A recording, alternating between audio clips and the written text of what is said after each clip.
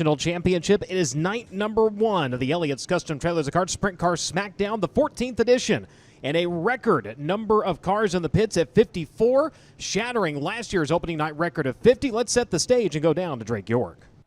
Yes, Brian, absolutely. What already record-breaking Sprint Car Smackdown this has been at Kokomo Speedway. And when we talk about the great parties in all of racing, you think, oh, maybe the Knoxville Nationals or Kings Royal at Eldora, Four Crown Eldora. I would argue this is one of non-wing sprint car racing's greatest parties, if not the greatest parties. Yeah, sure, the racing product on the racetrack is great, but there's so many campers here, so many people here to experience the Elliott's Custom Trailers Sprint Car Smackdown, and we're excited to bring it to you here this weekend on FloRacing. Hello, race fans. Once again, my name is Drake York. So glad to be joining you from the inside of turn number 3 of Indiana's baddest bull ring, the Kokomo Speedway, as the drivers of the AMSOIL USAC National Sprint Car Championship will be here for the next 3 nights, duking it out for a big prize and that all-important belt on Saturday night. Without further ado, let's take a look at your AMSOIL USAC National Sprint Car Championship points headed into round number 1 of the Smackdown here at Kokomo Speedway. Kyle Cummins continues to lead the way with 2,094 points. Logan Seavey bumps his way up to second after the finale of Indiana Sprint Week. He is 219 points behind Kyle Cummins.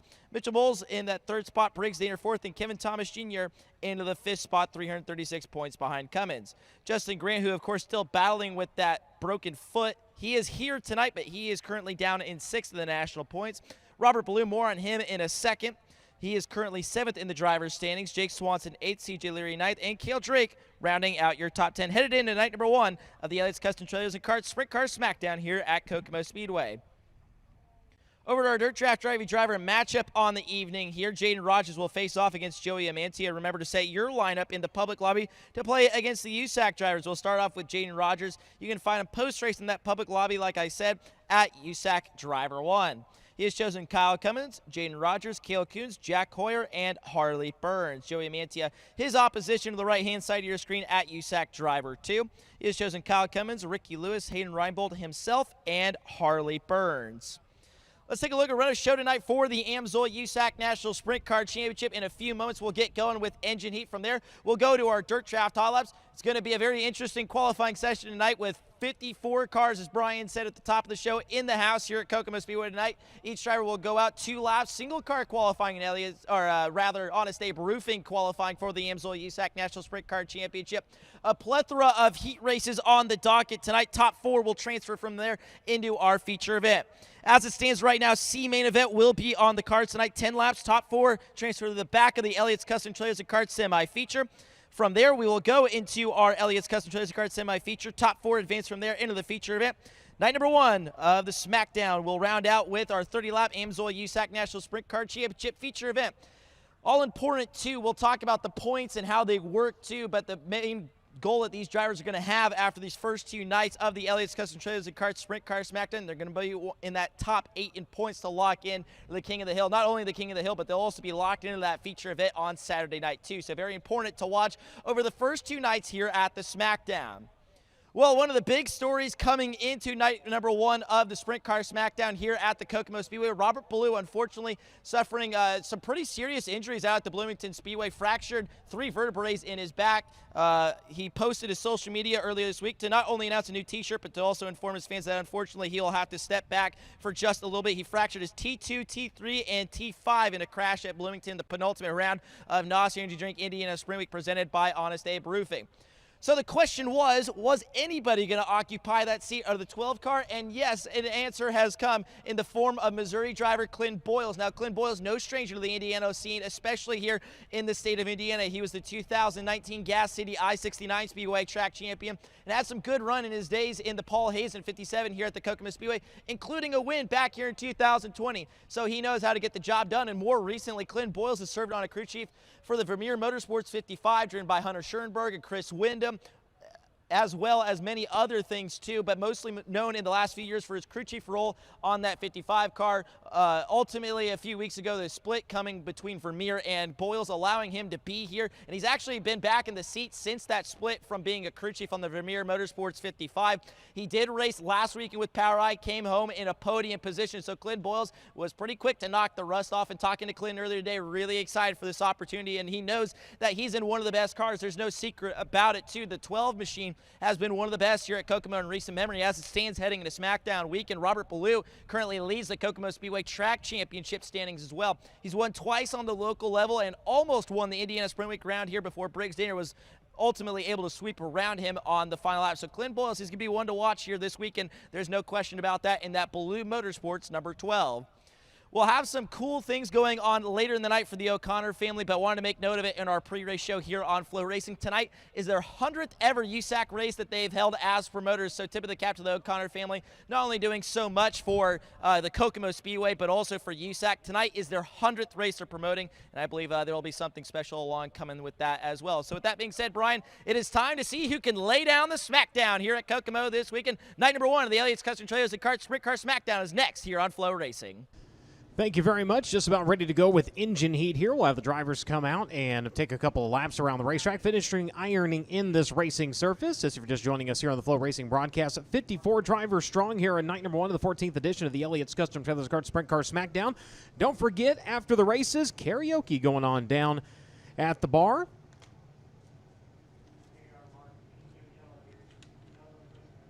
Tomorrow we'll have the cornhole tournament at noon. Lunch will be provided to the players courtesy of Uncle B's. It's a blind draw, so you can just show up. $25 entry fee. They'll seed you into your teams, and then we'll have cornhole tomorrow at noon. Saturday, the Kick It for Cancer kickball tournament going to be happening at noon. The auction going to be at 1 o'clock. Also, don't forget about the golf cart raffle, the Justin Grant wood carving, as well as a paid trip to the Western World. That's also all up for grabs here. You can go down and enter to win that.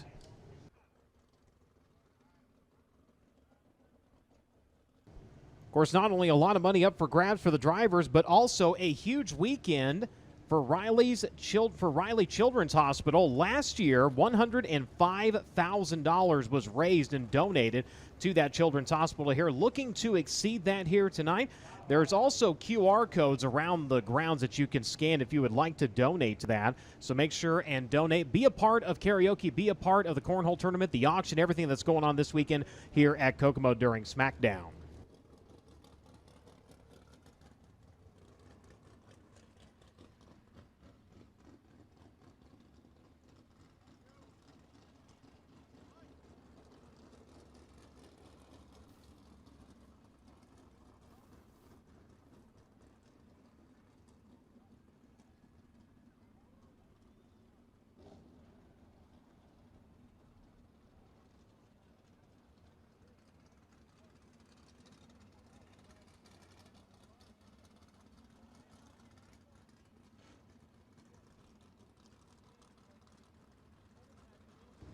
Speaking of the Riley Children's Hospital, adorning the side of the Reinbold Underwood Motorsports number 19 cars here this weekend. AME Electrical Levante Windows and Doors number 19 rolling down the front straightaway has that Riley Children's Hospital logo on the left side.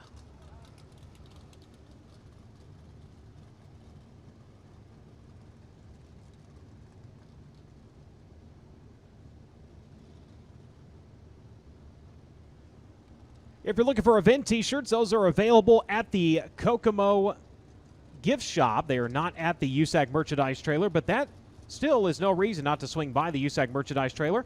Blankets back in stock. There's 2 colors to choose from. There's a black and a red, so make sure and grab one of those. Of course, going to be a little bit cool here over the next couple of evenings, so a great opportunity to go down and grab something to keep yourself a little warm here. As Mother Nature gracing us with mild temperatures this weekend, so make sure to go down and grab one of those blankets while they are in stock. Of course, leftover t-shirts from Indiana Midweek still down there, Eastern Storm, and all the great race day must-have gear available down at the USAC merchandise trailer.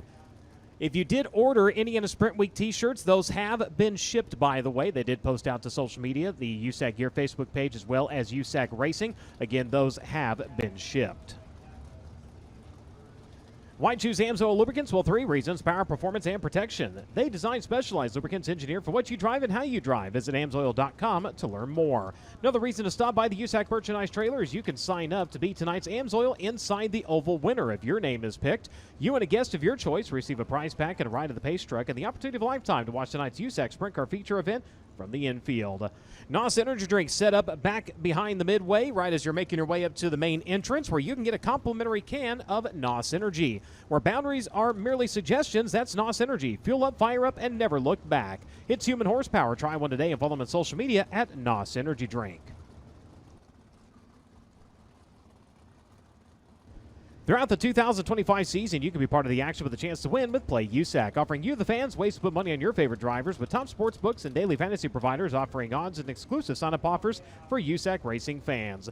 There's never been a better time to give it a try. Visit nxtbets.com/playusac for more information or scan the code here on the broadcast to see what's available in your state.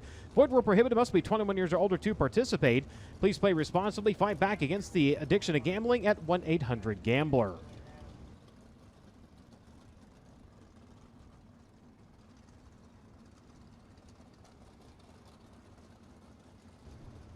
Looking at the odds provided to USAC by NXTBets.com. They put Logan Seavey as the odds-on favorite this tonight at plus 132. Kyle Cummins at a 288. Kevin Thomas Jr. at a 370. A little bit further back, CJ Lear to 1337.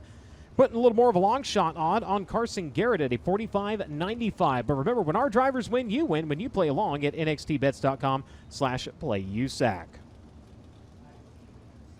Racing Electronics has over 30 years of experience and serves every major form of auto racing. Don't forget to bring your scanner the next time you're at a USAC national event, as all of our broadcast audio is available on frequency 454.5000. Learn more and shop today at racingelectronics.com. Cookout presents always fresh, never frozen burgers, barbecue, hot dogs, all cooked fresh every day. And get this, over 40 different flavors of shakes, all prepared fresh and made by hand every day. It's all yours. Find a Cookout location near you. Visit cookout.com. Sunoco is the official race fuel of USAC Racing. As the world's largest manufacturer of racing fuels, Sunoco has been the standard in motorsports for over 50 years. Known for innovation, consistency, and high performance, Sunoco Fuels has been the choice of racers in virtually every form of motorsport, from grassroots tracks to premier international series. Committed to supporting the racing community, Sunoco powers champions and fuels unforgettable moments at the track. CarIQ has created a payment solution aimed at fleets that allows cars and trucks to connect to gas pumps to pay for fuel without the need of a fuel card or a credit card. CarIQ Payment Solutions, CarIQ Pay, replaces fleet card products and protects against fraud while significantly reducing back-office vehicle reconciliation. Learn more at gocariq.com today. Getting a look at Jaden Rogers, the hound dog here in the Baldwin Fox number 5, making his way down the front straightaway. Clinton Boyles was on screen there for just a moment, and that Robber Blue Motorsports number 12.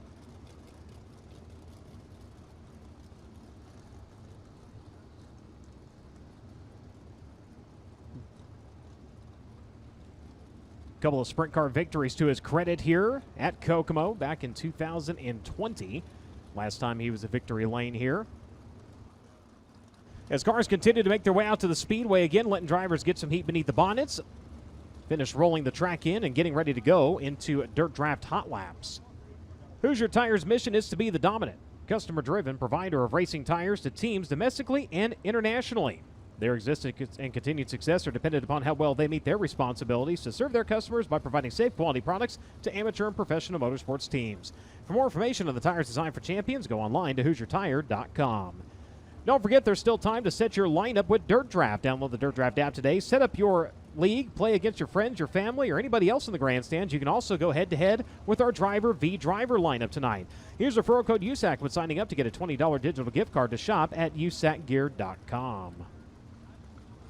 Indy Metal Finishing is the official sponsor of the USAC work area. Indy Metal Finishing is a family-owned and operated business with 30 years of experience in the industry. Their mission, to support their customers with an exceptional level of quality and service. Conveniently located in Limited or downtown Indianapolis, Indy Metal Finishing offers Type 2 and Type 3 anodized and chemical conversions, passivation, and electroless nickel services to motorsports, medical, military, aerospace, and manufacturing industries. Indy Metal Finishing is ISO certified and holds an FFL license. Visit them online at indymetalfinishing.com for more information. Whether you're running a go-kart, a micro, midget, modified, sprint car, late model, silver crown, or even the tractor, Rod Supply has the assortment of rod ends, radius rods, and specialty products that will help you lead the field performing to your maximum potential. Remember, they don't just sell them, they race them. Visit rodsupply.com for more information. K1 Race Gear was born in 2003 with the philosophy of offering products to customers that they would be proud to use. Whether you're a long-time racer or your son or daughter is just starting out in the sport, they have the products to keep you safe. Contact K1 Race Gear today at k1racegear.com. The official fire prevention solution of USAC Racing is Inferno Armor, created for the motorsports industry and now used in many other applications. Inferno Armor quickly and easily makes fabrics fire retardant and heat resistant. Simply put, it's a high-performance fire protection and convenient spray. Inferno Armor presents the Fire Move of the Night in all 3 USAC national divisions throughout the 2025 season, where they award the driver that puts on a fire of a show a complimentary bottle of Inferno Armor. Quick reminder, all the ways you can follow along with tonight's racing action. Of course, live timing and scoring via the Race Monitor app. You can find us on Facebook by searching for USAC Racing, on X and Instagram at USAC Nation. And a reminder, if you see it on social media or Race Monitor, it is unofficial. All official news, notes, points, and updates are posted at the close of tonight's program at usacracing.com.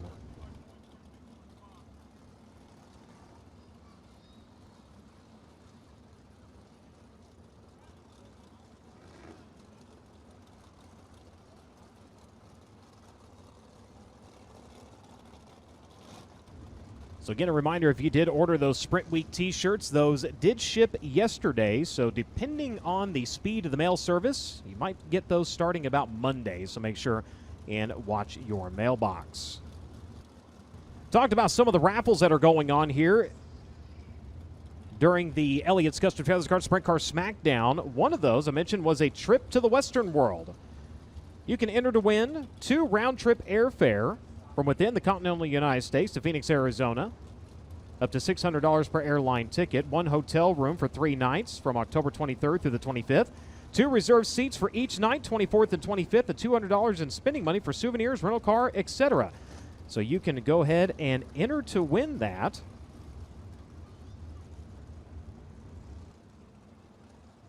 Down at the Kyle Cummins merchandise trailer. So again, make sure and head down to the Kyle Cummins merchandise trailer where you can sign up to win a trip to the Western World. And speaking of the Western World, it's getting bigger, it's getting better. Well, now it's getting way better. $20,000 to win now. AME Electrical kicking up the winner's purse to $20,000 on top of lap money. So the Western World definitely back, bigger and better than ever down in Central Arizona, as AME Electrical taking it up from $15,000 to win, now $20,000 to win.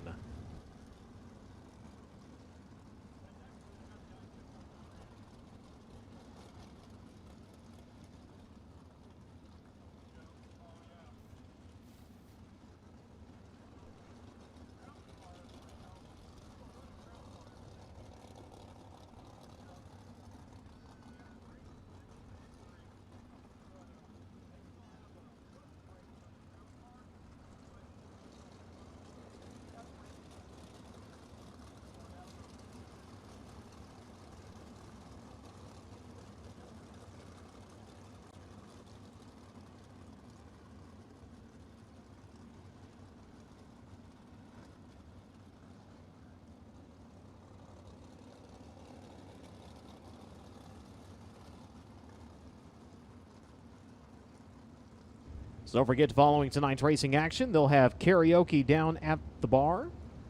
Get you a little liquid courage. Belt out your best Daryl Singletary.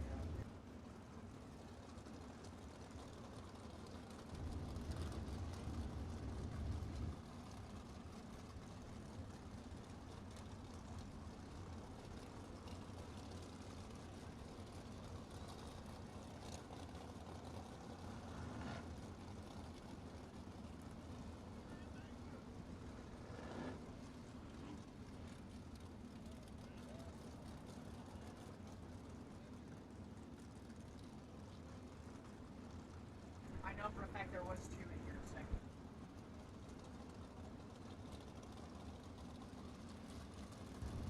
Reminder again, if you're looking for Smackdown event t-shirts, those are sold by the track. You'll have to go down to the track souvenir shop to get those. Again, those are not down to the USAC merchandise trailer. The track actually does those.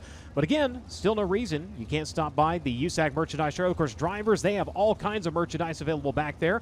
Even the Moose Racing team, they're set up back behind the grandstands. Of course, Robert Ballou with his merchandise trailer, Justin Grant, Kyle Cummins, just a few of the drivers and teams that have their merchandise available, again, up here directly behind the grandstands.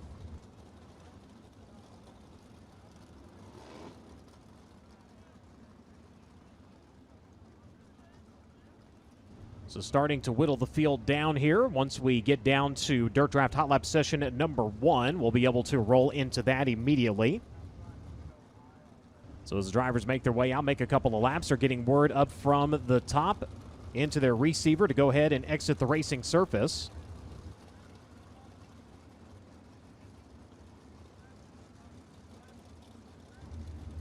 Good to see Matt Westfall back on track, able to get the engine back together and back behind the wheel of his NW Manufacturing Bordner Welding Claxon DRC number 54, making his way around to the front straightaway. Driver directly in front of him, that's the human highlight reel, Jeff Benson out of Sebastopol, California, the QuickTime Electric 00.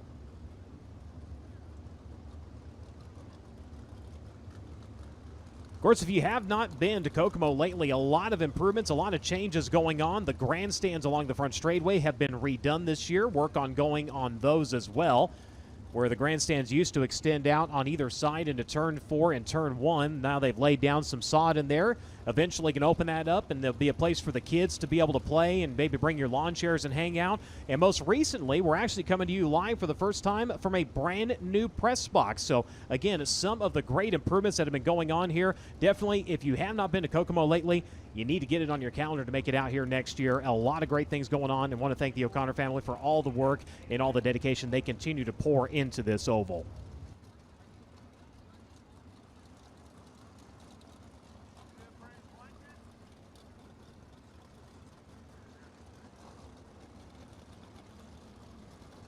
Looking back at the past results of the Elliott's Custom Trailers Kart Sprint Car Smackdown. Of course, year 1, Brian Clausen going to victory lane, won the first night of competition. Chris Wyndham winning night number 2 and then coming back to become the inaugural champion of this event.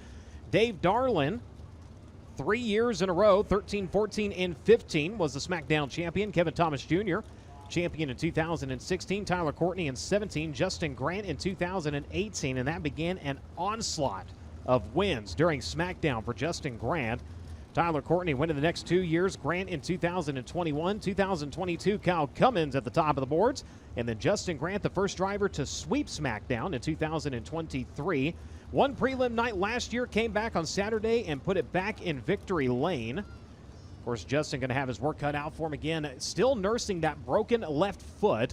And to see him in Silver Crown competition, you wouldn't think he had a problem at all. A runner-up finish at Salem, a top 5 at the Springfield Mile this past weekend. So it'll be interesting to see how things go behind the wheel of that NOS energy drink. Top Motorsports, Top Industries, number 4.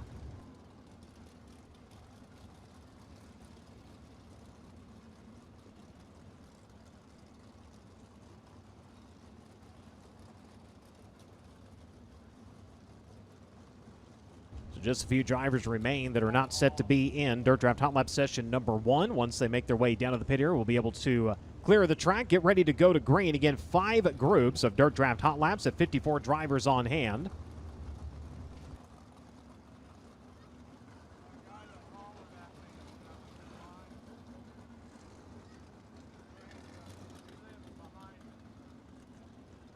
Of course, racing action continuing tomorrow and Saturday. Looking ahead, Labor Day weekend, we're down at Bloomington Speedway for the USAC NOS Energy Drink Mid-National Championship.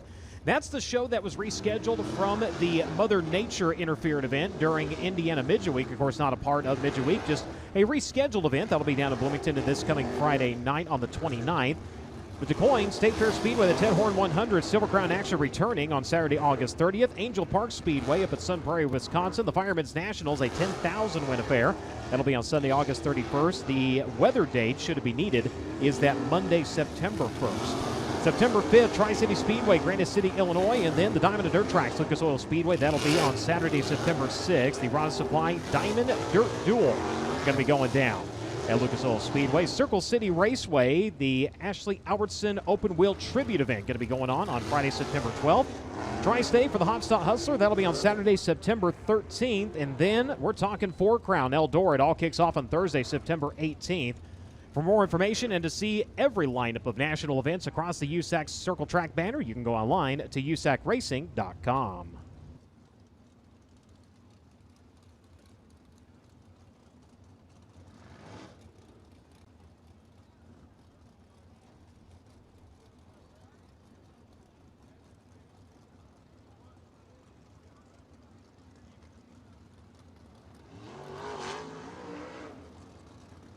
If you're looking for rosters, you'll have to go to our social media channels on Facebook and X, as the stack that was available down at the USAC merchandise trailer, everybody has already picked up theirs. So, again, if you are looking for the roster for tonight's drivers, again, you'll have to find that on our social media channels. Underway in Dirt Draft Hot Lap session at number 1. Rylan Gray on screen there for a moment. We also have the 19. Mitchell Moles making his way around to the front straightaway. That Amy Electrical, Riley Children's Hospital, number 19. Getting a look at the Inferno Arbor, number 3R, Kevin Thomas Jr. to Coleman, Alabama. Another driver with a lot of victories here at Kokomo and USAC National Competition. Kayla Rell, the 4, down the back straightaway. The driver to Dillsboro, Indiana. That's Southern Insurance Farm Chevy Belt Spike chassis, number 4K. As Kevin Thomas Jr., so far the quickest driver on track at a 13.069. 130.69 seconds for KTJ. Mitchell Moles second quick at a 13.076. Rylan Gray at 13.300. Matt Westfall fourth quick at a 13.310. And Jeff Ensign fifth quick right now at a 13.365. Jack Hoyer was also on track. He's sixth quick. Kobe Simpson seventh quick. Aiden Schmidt in the 12S was eighth quick. And Kayla Rell ended up ninth quick. Drivers for Dirt Draft Hot Lap session number 2, making their way out to the Speedway. First driver out to the clay, the throttle. Shane Cottle at Kansas, Illinois. Driver the H&H Collision, Booth Trucking. Ron Popham Farms, Whitetail Properties, number 86. He makes his way over in turns 1 and 2. The 3P, that's Kyle Cummins out of Princeton, Indiana. Your current USAC National Sprint Car Points leader. Driver the Avonto Isadora Stanton Mach 1 Chassis, Apache Transport Premier Recycling, number 3P. The driver in 16 out of Brazil, Indiana, the Brit Arrow, Timberland Lumber Company, DNJ, DRC, number 16. That is Harley Burns. Harley Burns in the number 16. The 83C out to the Speedway. That is Chance Crum, Edison Holmes, Washington. Driver the Summers Plumbing, Heating, and Cooling. Pit Logic, FG3 Power, DRC Chassis, number 83C. The 99 is Jack James at Harlan, Indiana. The Jim's Auto Care Chevrolet Powered Maxim Chassis, number 99. Makes his way through turns 3 and 4.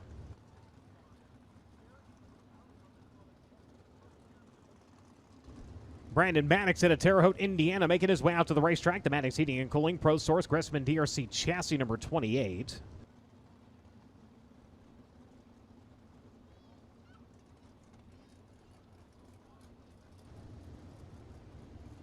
Normally spinning wrenches or racing with a wing on top. Tyler Hewitt at Marion, Indiana. Driver the Ashley's Ice Cream Cafe. Shaver Power, Triple X, Abby Hewitt, owned, number 97.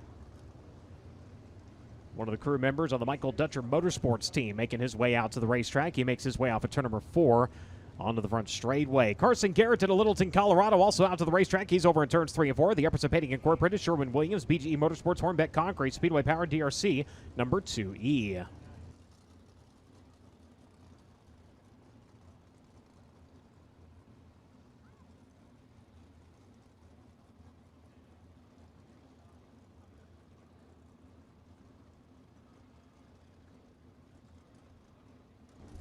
Letting drivers roll around here just a little bit before we let them loose here in Dirt Draft Hot Lap session number 2 of 5.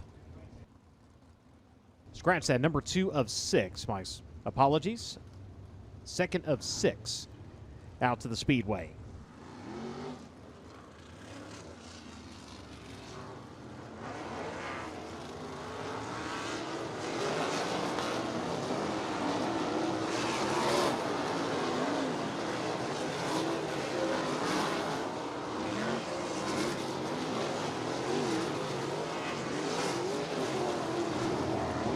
Problems for the 28 of Maddox over in turns 1 and 2. That car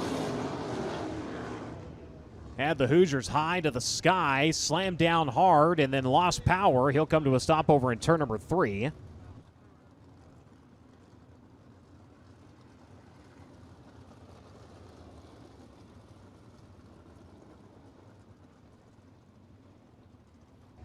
So again, Maddox, who stood the front tires to the sky over in turns 1 and 2 and has slammed down and lost power, so hopefully be able to get it down into the pit area, get things turned around and ready to go before Honest Abe Roofing qualifying.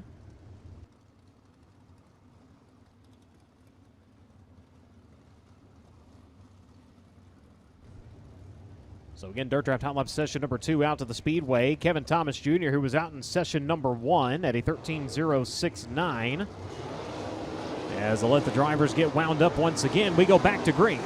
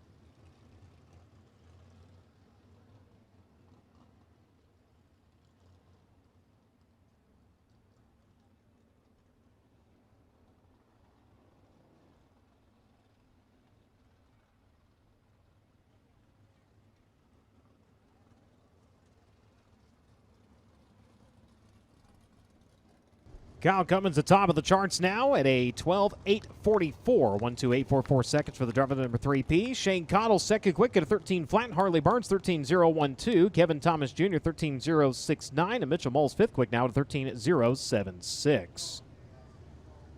Braden Clark at a Tipton, Indiana. The John and Cheryl Long G&G Racing Oil. Kircher DRC number 4C makes his way over into turns at 3 and 4. The driver rolling past him, that was Kyle Shipley at Phoenix, Arizona. The Benz Asphalt, the Blind Man Kistler Triple X Chassis 0G.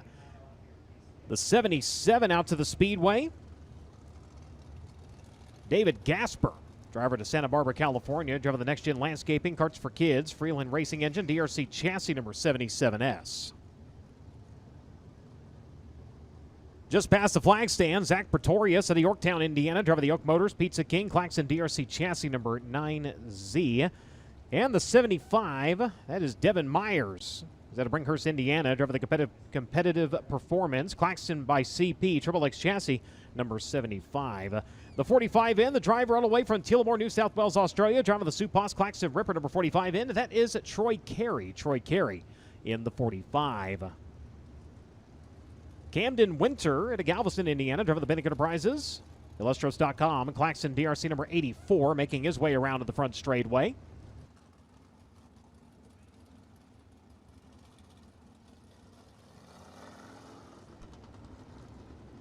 Driver that went to victory lane here during Indiana Sprint Week out of Allentown, Pennsylvania. The Schneider & Sons Recycling, Oshuck Roasted Corn, Boulevard Truck Repair, Rider DRC number 39. That is Briggs Danner. Briggs Danner on the front straightaway, making his way towards turns 1 and 2.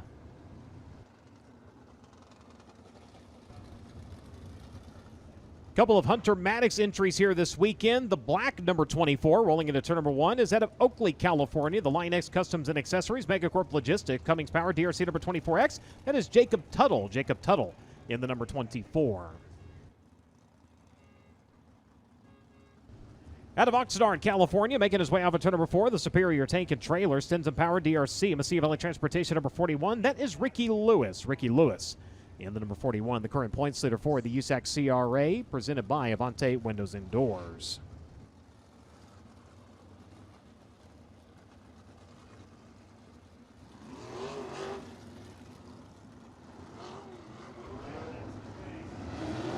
The officials on the receiver letting drivers know to get wound up and ready to go. The green lights come on and we're underway here in Dirt Draft Hot Lap session number 3.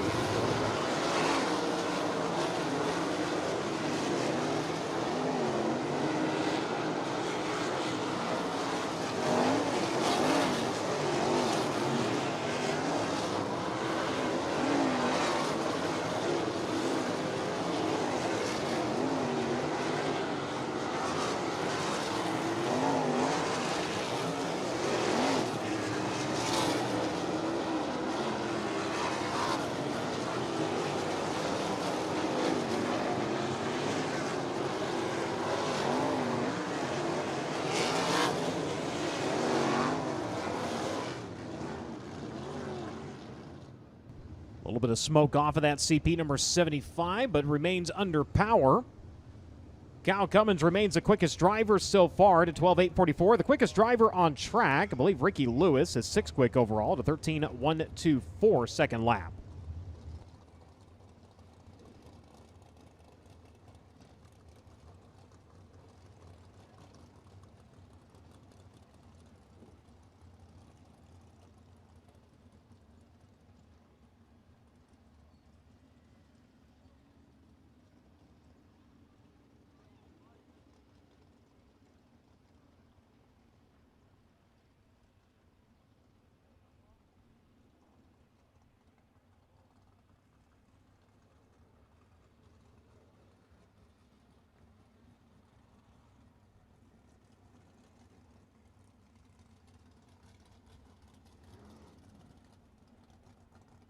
Next set of cars out to the Speedway at Greenwood, Missouri. Driving the Suburban Subaru Dean's Waterfront Services, Robert Blue Motorsports, Works Western Telecom, Donna, DRC number 12. That is Clinton Boyles. Clinton Boyles in the number 12.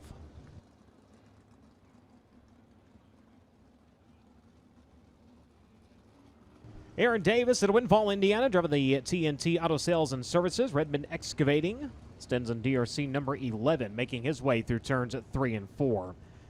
The 88J out to the Speedway. Joey Amanti out of Mount Pocono, Pennsylvania. The JP Masonry, Amanti Real Estate, Newman Stribelek Chassis number 88, making his way through turns 3 and 4. And Kel Coons out of Greencastle, Indiana. The Curb Records, Mechanical Advantages, Dueling Companies. At Coletta Charters number 63, making his way down the front straightaway.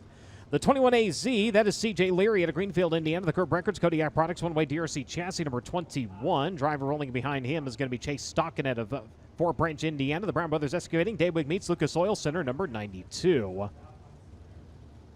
Todd Hobson driving the Drew Fab. Electric Works, one-way DRC. JST Shock Technologies, Bright Refinishes number 44. Makes his way over into turns 1 and 2. The Hound Dog, Jaden Rogers out of Worthington, Indiana. The Baldwin Fox Racing, Velocity USA, Fox Paving, Brewer Farms, number 5. He'll make his way over to turn number 1.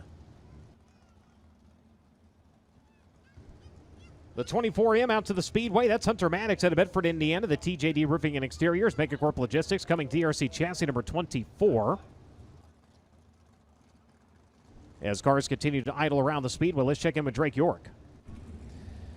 Brian, you and I have both been around Joey Amantia for some time now with his exploits with the Amsoil USAC National Sprint Car Championship, but today has maybe been the most excited I've ever seen Joey to be at a racetrack, and the reason he told me is we're trying something totally different on a race car, especially here for Kokomo. If you remember, too, John Stammer, who's had a lot of success in the local scene of Indiana, he's been crew chiefing on that race car. Joey says they brought a package that both has John Stammer's ideas and some of Joey's ideas. He's very excited to see how it turns out this weekend here at Kokomo. Well, they get wound up and at speed for the first time. We'll see if everything comes together the way he wants it to.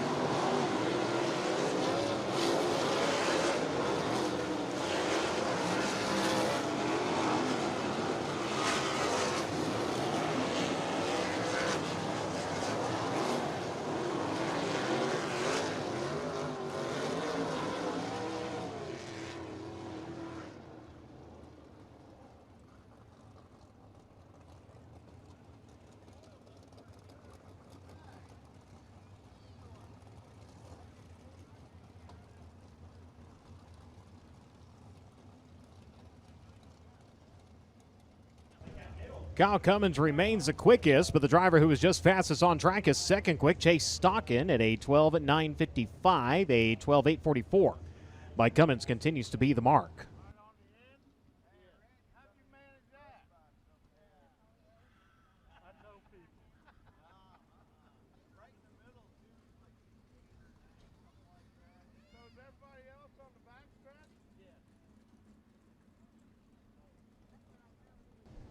Next group of drivers out to the Speedway, looking over to turns 1 and 2. That is Jake Swanson out of Anaheim, California. The Inland Rigging, Snake Enterprises, one-way DRC chassis number 5T.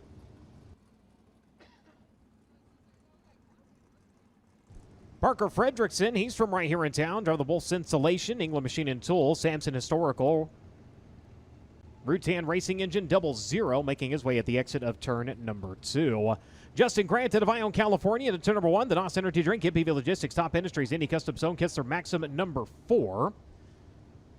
And rolling around here to the flag stand, that's Matt Goodnight at Winchester, Indiana. Driven the Lumber and Things, Pallet Builders, Claxon DRC Chassis, Vivid Chemical Company, number 39G.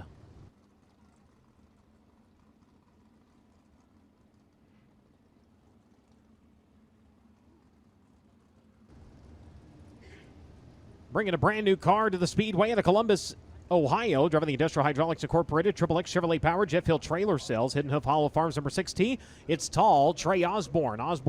And the number 6 on the pavement last night at the Lucas Oil Indianapolis Raceway Park. Unfortunately, car waning as the laps went on with the All-Star Pavement Midgets.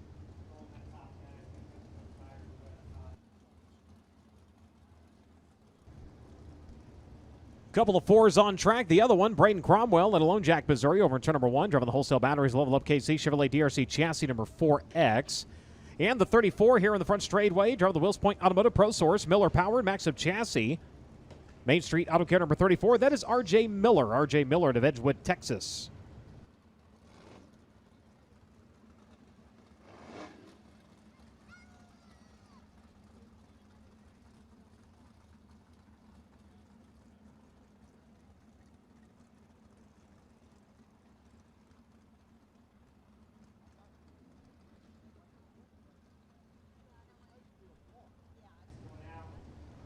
Caution lights about to go dark here for the drivers on track.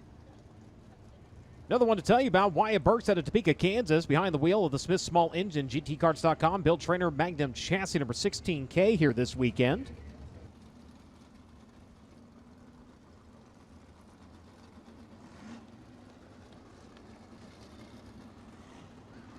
Colin Parker normally behind the wheel of that number 16. Got upside down to the Terre Haute Action Track during a NOS Energy Drink Indiana Sprint Week. Unfortunately, ended up breaking his collarbone in the process. So Wyatt Burks getting behind the wheel of that night racing number 16 as we're underway.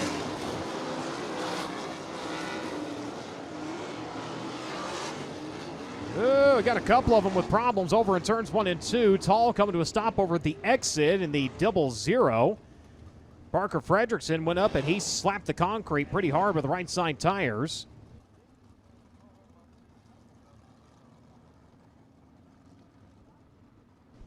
So confirming with officials, Osborne just slowing over in turns 1 and 2, so they'll get that car quickly back to the pit area.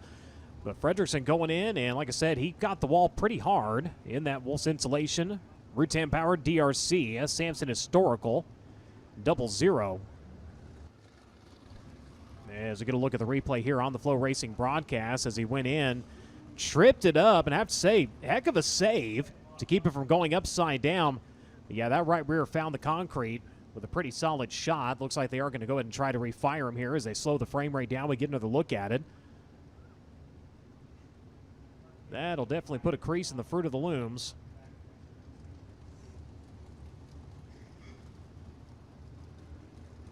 So the good news, the car is able to roll. The bad news, that right rear has got a weeble wobble to it. Hopefully that is the extent of the damage as they'll get him cleared from the racetrack, and we'll get back to it here in Dirt Draft Hot Laps.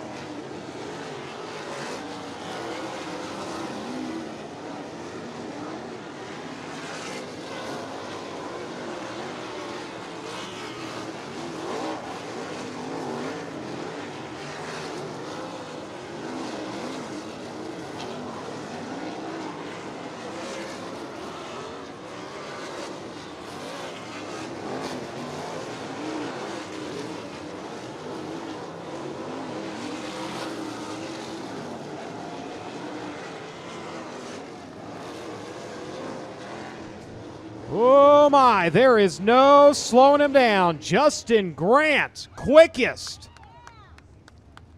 12.755. Wow.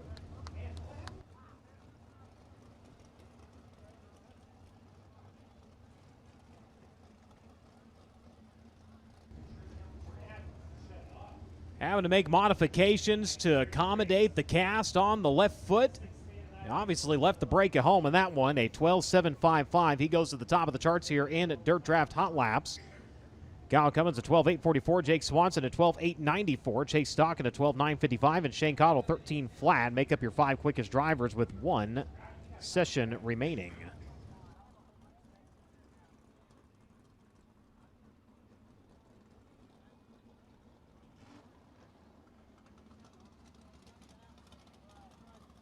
Hayden Reibold onto the Speedway. He rolls to the back straightway to Gilbert, Arizona. Driven by the Riley Children's Hospital. AME Electrical. Stanton Spike chassis number 19. James Turnbull the second out of Indio, California. The Barasas AC and Heating. Van Dyne Power DRC chassis number 2J. He makes his way to the back straightway as well. Here on the front straightway, that is Gunnar Setzer. He's out of Columbus, Indiana. Driven the Midwest 2 Mills, Davis Brothers, Kings Racing Products, SNC Machine, Chrome Dome, Superior Ag number 5. Evan Mosley, driving to Lapel, Indiana, driving the CB Fabricating, Beaver Materials. Burco Plastics, H4 Racing number 2, making his way around to the near side of the Speedway. And Logan Seavey out of Southern California, the Mount Mechanical Contractors, Indy Power Sports, Bob Hurley RV, Drop Light, Carrington Homes, number 57. Just past the flag stand. The 17, Bryce Andrews out of Kenosha, Wisconsin. Driving the Roadside Auto Truck Transport, number 17.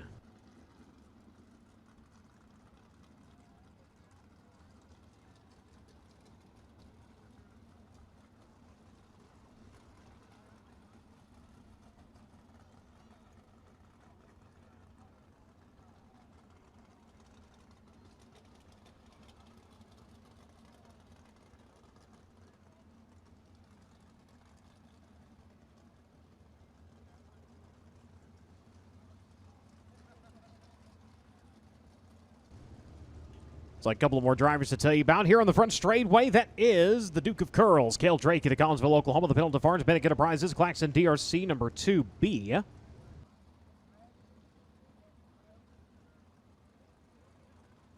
And I believe Max Adams.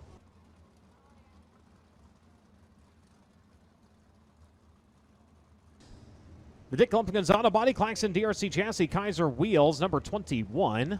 Making his way towards turn number 1.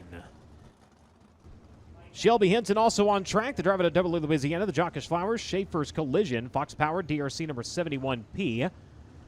Looks like they were able to swap out the right rear of the 00, and everything looks to be A-OK. He'll come out and get a couple of quick safety laps here. Again, that was Fredrickson after he had caught the wall during hot laps just a little bit ago.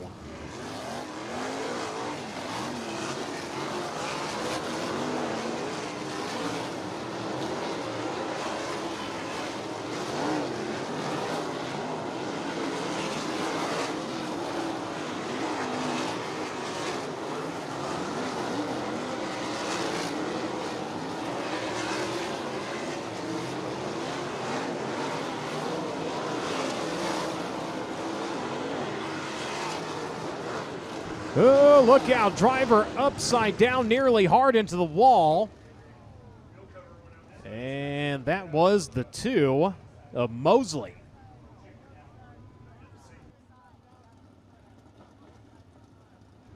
Biked it into 1. Unfortunately, unlike the 00, wasn't able to save it. Didn't get completely upside down, but definitely took a pretty vicious ride through the air.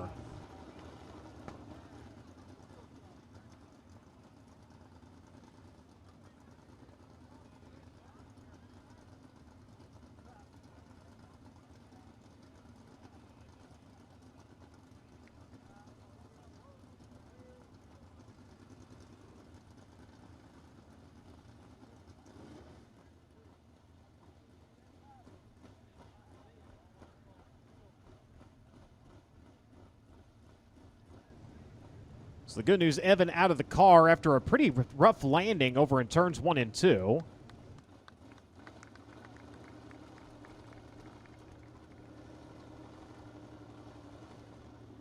See if we can get a look at it here on the FloRacing broadcast as they'll start to queue up a replay. Drake is down there. We'll see if we can get an update from him here in just a moment.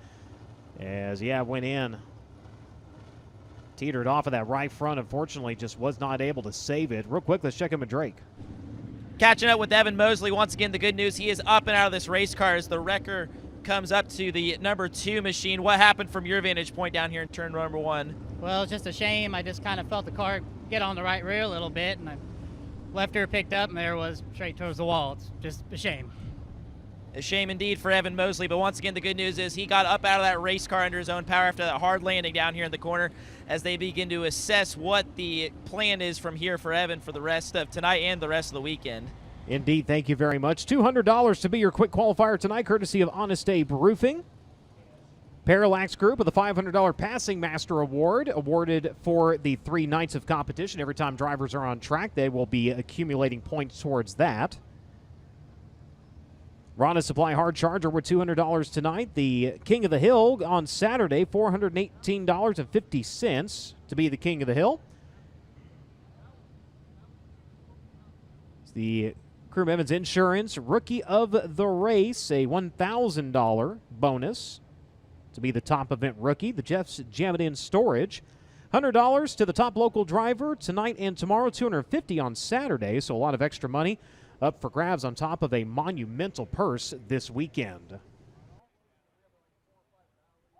Honest Abe Roofing, America's reliable roofer, will present the Fast Qualifying Award for all 3 USAC national divisions throughout the 2025 season. Honest Abe has been installing, repairing, and maintaining residential roofs since 2005, and they want to give you the perfect roof to protect your home and keep you comfortable. Honest Abe provides the fastest service in the roofing industry, and they're supporting the fastest driver in qualifications. Visit honestaberoofing.com today to schedule your free roof inspection. 1 car at a time out to the Speedway, 2 laps, your fastest time counting towards your qualifying effort. The track record here held by C.J. Leary, established in 2022, a 12.284 second lap, 97.590 average miles per hour.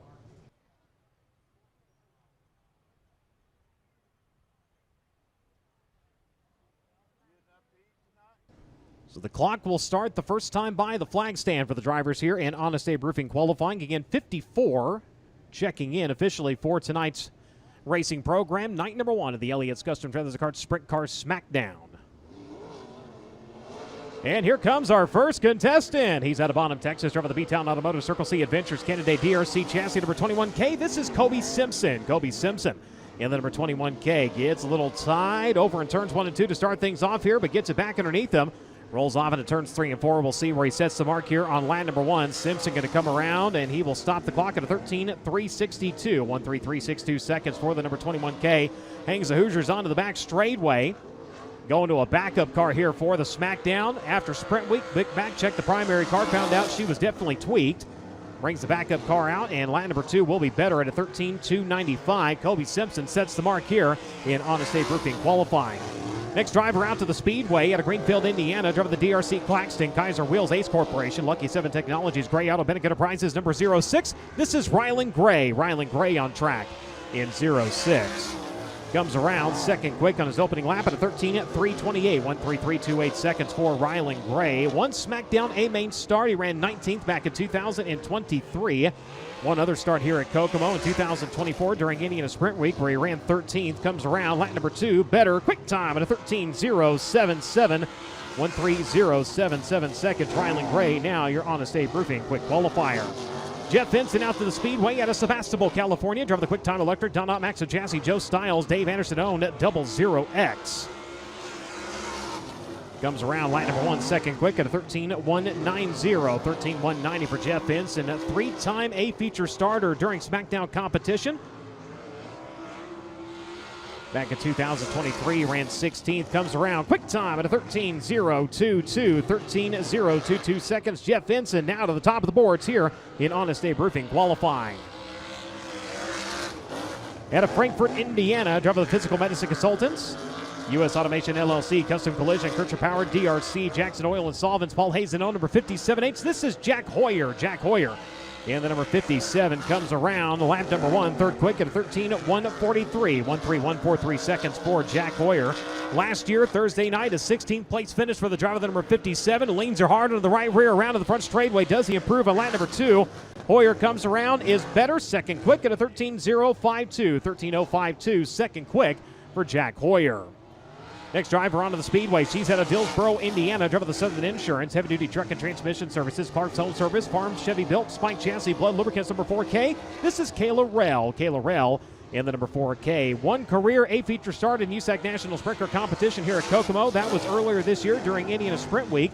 A 20th place finish for the driver of the number 4K. Goes 5th quick on her opening lap at a 13.755. 13.755 for Kayla Rell. On lap number 1, comes around second time by. We'll see if she improves. She does on time, not position. 13.549. That's Kayla Rell in the number 4K. Normally only see this driver down in Hobstadt, but he is in action here tonight during the Smackdown. Driver of the West Side Automation, England Machine and Tool. Vision 1 Composite, spec-powered Mach 1 chassis number 12S at Hobstadt, Indiana. This is Aiden Schmidt. Aiden Schmidt in the number 12. Out to the Speedway, comes around lap number 1, 6 quick at a 14.084. 14084 seconds for the driver of the number 12S. One of our Smackdown Rookie of the Year contenders. Going to make his way through turns 3 and 4 around to the front straightaway. Buries the right rear. We'll see if he improves on lap number 2. He does on time, not position. A 13.825 second time around for Aiden Schmidt.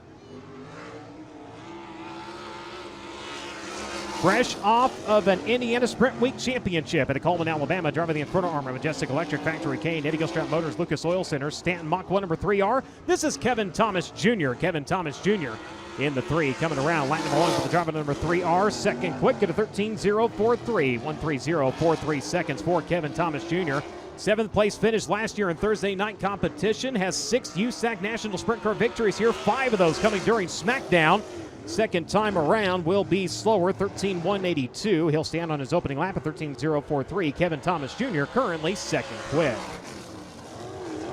Matt Westfall out to the Speedway at a Pleasant Hill, Ohio. The MW Manufacturing, Claxon, DRC, Border Welding, Lake City Bowl, Heitmeyer Concrete, Metalloid 1 Performance, number 54.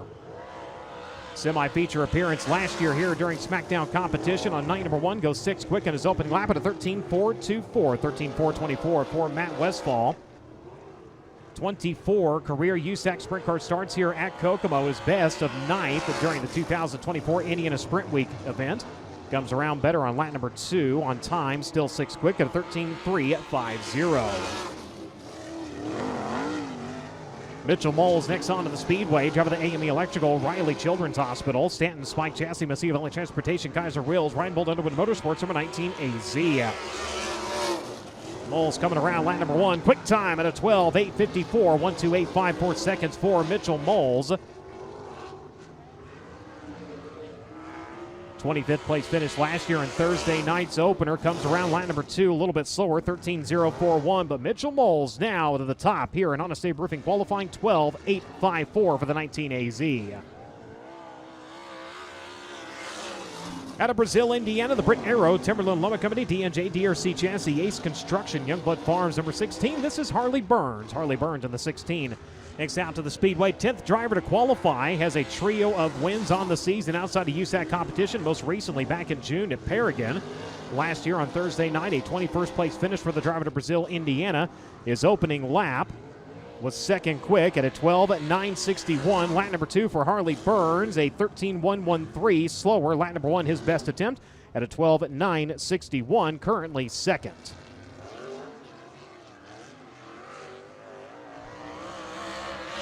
Problems during hot laps when the front of the car went skyward, then slammed down hard.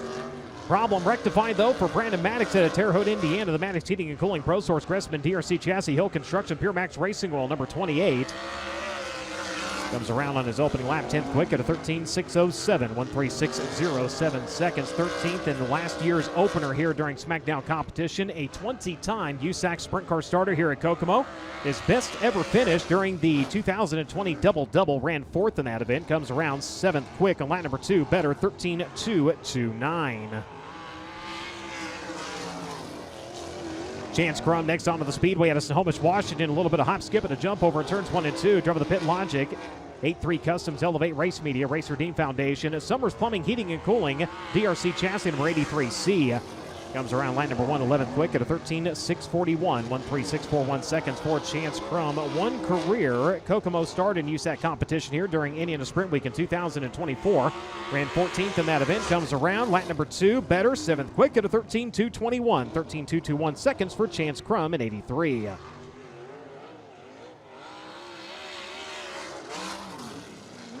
Next out to the Speedway out of Marion, Indiana, driven the Ashley's Ice Cream Cafe. Shaver, Triple X, Addie Hewitt on number 97. This is Tyler Hewitt. Tyler Hewitt in the number 97. Last Smackdown start in 2018, he ran 19th, comes around 11th quick on his opening lap at a 13.354, 1:33.54 seconds for the driver of the number 97. Normally see him with wings on up at Butler, also Cruz for the Michael Dutcher Motorsports number 17. Comes around lap number 2, a little bit slower, 13.468, a 13.354 on lap number 1, 11th quick for Tyler Hewitt. Carson Garrett, the next driver out to the Speedway out of Littleton, Colorado, driver of the Epperson Painting Incorporated, Sherwin Williams, BGE Motorsports, FK Shock, Schaefer Specialized Lubricants, Quick Change Products, Epperson Racing, number 2E. Carson Garrett coming around 9th quick on his opening lap at a 13.264, 1:32.64 seconds for Carson Garrett on lap number 1. Last year's semi-feature was the destination on night number 1 here during Smackdown. His best run in 2023 during the opener, he finished 4th. Comes around 5th quick on lap number 2, better 13.046 for Carson Garrett. Jack James out to the Speedway now, driving the Jim's Auto Care Chevrolet Maxim Chassis, Bannock Enterprises number 99. C feature in night number 1, a Smackdown 1 year ago. Comes around on his opening lap. He will turn a 13.867, 1:38.67 seconds for the number 99. Into the fluff over into number 2. As he works his way onto the back straightaway. One of the drivers in the field looking for his first career USAC start here at Kokomo. Comes around lap number 2, will be slower, 15.237 to 13.867 on his opening lap, puts him 15th. At speed now, he's out of Kansas, Illinois, driving the H&H Collision, DRC Booth Trucking, Ron Popham Farms, Whitetail Properties, G&G Oil, Danny Stampero, number 86. This is the throttle, Shane Cottle. Cottle in lap number 1, 14th at a 13.574. Last year, 24th place finish on the opener of Smackdown. Has 51 career feature starts in USAC National Sprint Car competition here. Comes around lap number 2, 8th at a 13.202, 1:32.02 seconds for Shane Cottle, second time by.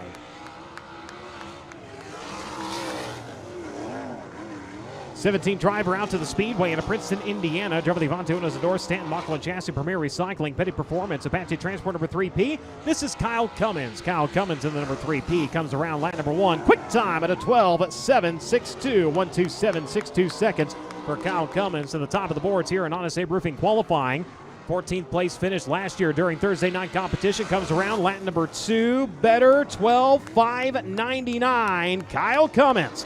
Now your Honest Abe Roofing quick qualifier in 3.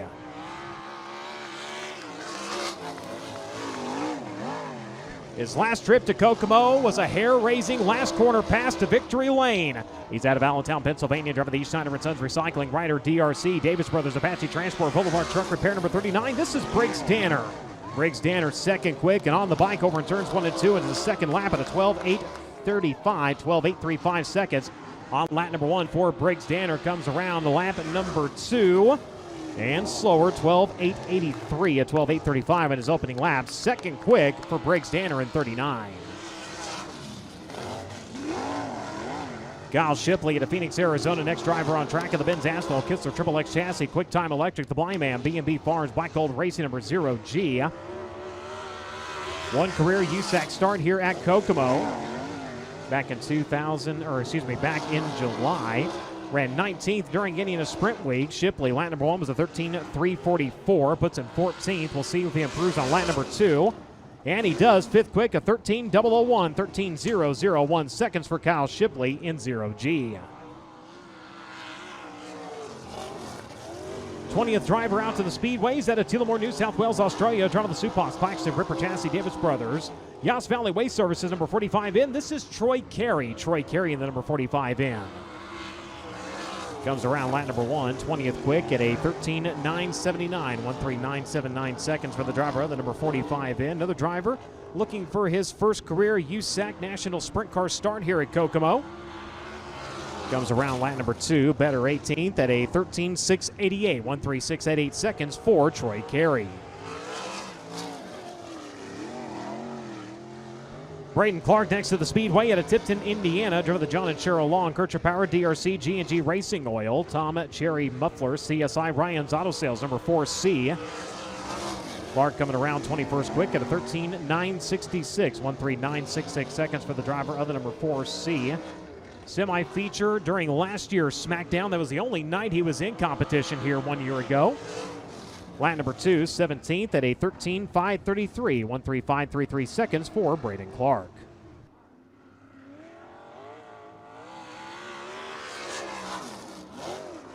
Devin Myers next out to the Speedway out of Bringhurst, Indiana, driving the competitive performance. DM tuned, England Machine and Tool, CarQuest, Claxton CP, XXX chassis number 75. And problems here during his qualifying run as that car had smoked quite a bit during hot laps. And now coming around and coming to a stop. We'll go under caution here.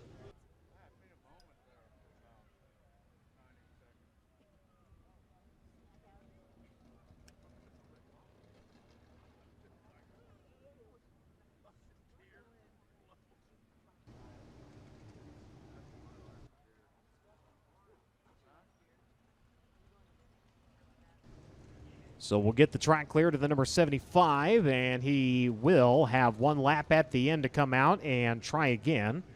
Kyle Cummins so far, your quick qualifier at a 12.599. Briggs Danner second quick at a 12.835. Mitchell Moles a 12.854. Harley Burns a 12.961. And 13.001. Kyle Shipley currently fifth quick. Jeff Vinson, Kevin Thomas Jr., Carson Garrett, Jack Hoyer, and Rylan Gray currently make up the top 10. As we go back into green flag conditions out of Oakley, California, the Line X Customs and Accessories, Cummings Power, DRC, Megacorp Logistics, TJD Roofing and Exteriors, Hunter Maddox on number 24X. This is Jacob Tuttle. Jacob Tuttle in the number 24. One of our Smackdown rookies and the current points leader for the USCS Series out in California. Tuttle comes around on his opening lap at a 14.071, 140.71 seconds for the number 24X. Picked up a win with the US Series earlier this year back in May at Santa Maria. Comes around lap number 2, and slower will be a 14.164, a 14.071 on his opening lap. Puts him 22nd quick. Out of Santa Barbara, California, the Next Gen Landscaping, Freeland Racing Engine, DRC Chassis, Carts for Kids, Autolite, CSI, CP Carilla, number 77S. This is David Gasper. David Gasper in the number 77. Comes around on his opening lap, 22nd quick at a 13.971, 13.971 seconds for the driver of the number 77. A couple of wins on the season. Paris Auto Speedway back in March with the USAC CRA Series. USCS of Ventura on June 1st. Comes around 20th quick, second time by at a 13.702. 14 wins on the season, still in search of that first USAC national score out of Oxnard, California. The Superior Tank and Trailer Physical Medicine Consultant, sends on DRC, Messiah Valley Transportation, number 41. This is Ricky Lewis. Ricky Lewis, the current USAC CRA points leader, comes around and something goes tragically wrong on the number 41. He is able to register a time of 14.329. And like something going wrong under the bonnet of the number 41.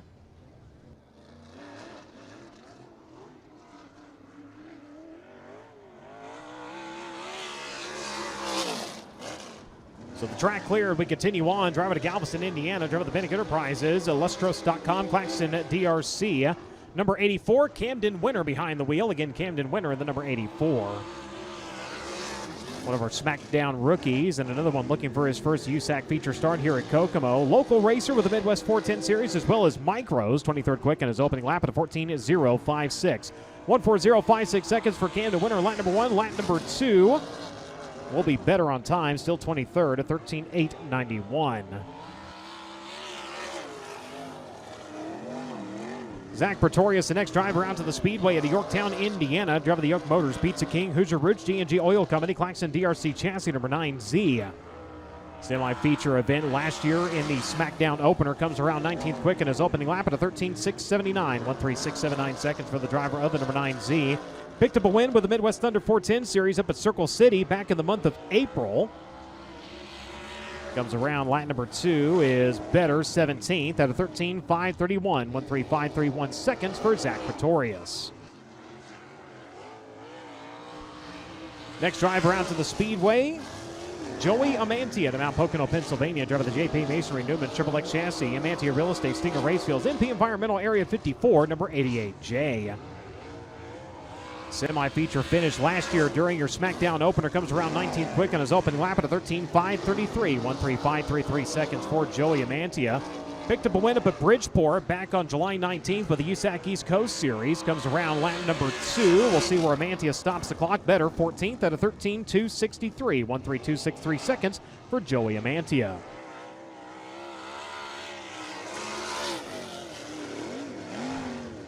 Next driver onto the Speedway, Hunter Maddox out of Bedford, Indiana. The TJD Roofing and Exteriors, Cummings DRC, Auto Credit, Buy Here, Pay Here. Tony Kinzer Body Shop, number 24M. Problems. Off the exit of turn number 4. Got the car a little sideways, but was able to come around 25th quick at a 14.019. 14.019 seconds for Hunter Maddox. Again, that car really tight. Off the exit, turn number 4, stood the wheels, but does improve 21st quick at a 13.626.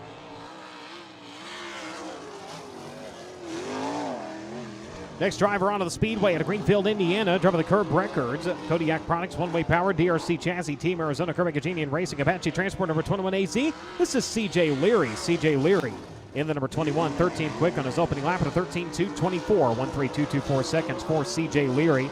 6th place finish in last year's opening feature event.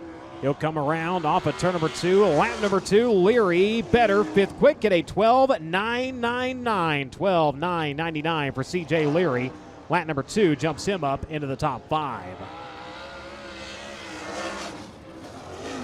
Next driver onto the Speedway at a Fort Branch, Indiana. The Brown Brothers Excavating, Kistler, DRC Chassis, Daily Meats, Lucas Oil Center, S&C Machining, the Machine and Tool, Moose Racing, number 92. This is Chase Stockin. Chase Stockin into number 92.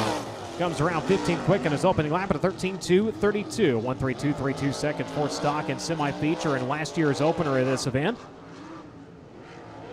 Former winner in Smackdown competition back in 2015. Stockin 12th quick on the second time by at a 13.152.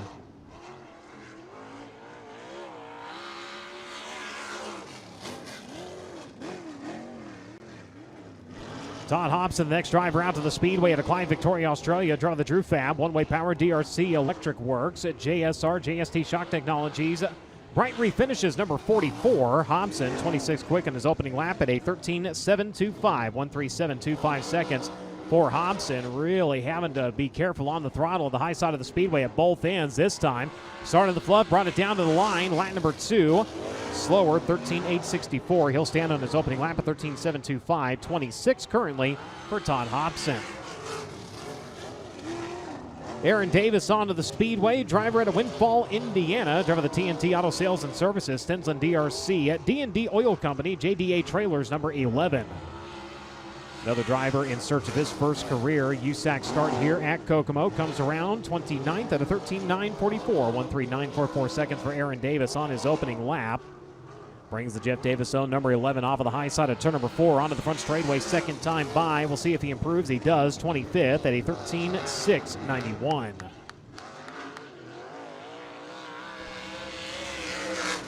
Sniffing out a lap time here. It's going to be the Hound Dog. Jade Rogers out of Worthington, Indiana. Driver the Baldwin, Fox Racing, Velocity USA, Fox Paving, Boer Farms, DRC Chassis, PXP Raceware, number 5.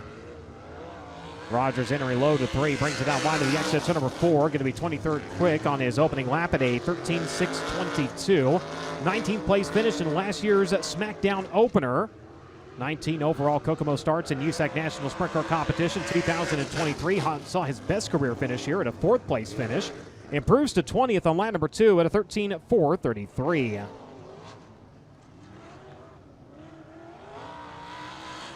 Next driver onto the Speedway comes to you out of Greenwood, Missouri. Driver the Robert Blue Motorsports, Suburban Subaru, Dunlop, DRC, Berks Western Telecom, Hitchman, Indy, Amy Gardner Roofing Factory, K number 12. This is Clinton Boyles. Clinton Boyles in the number 12.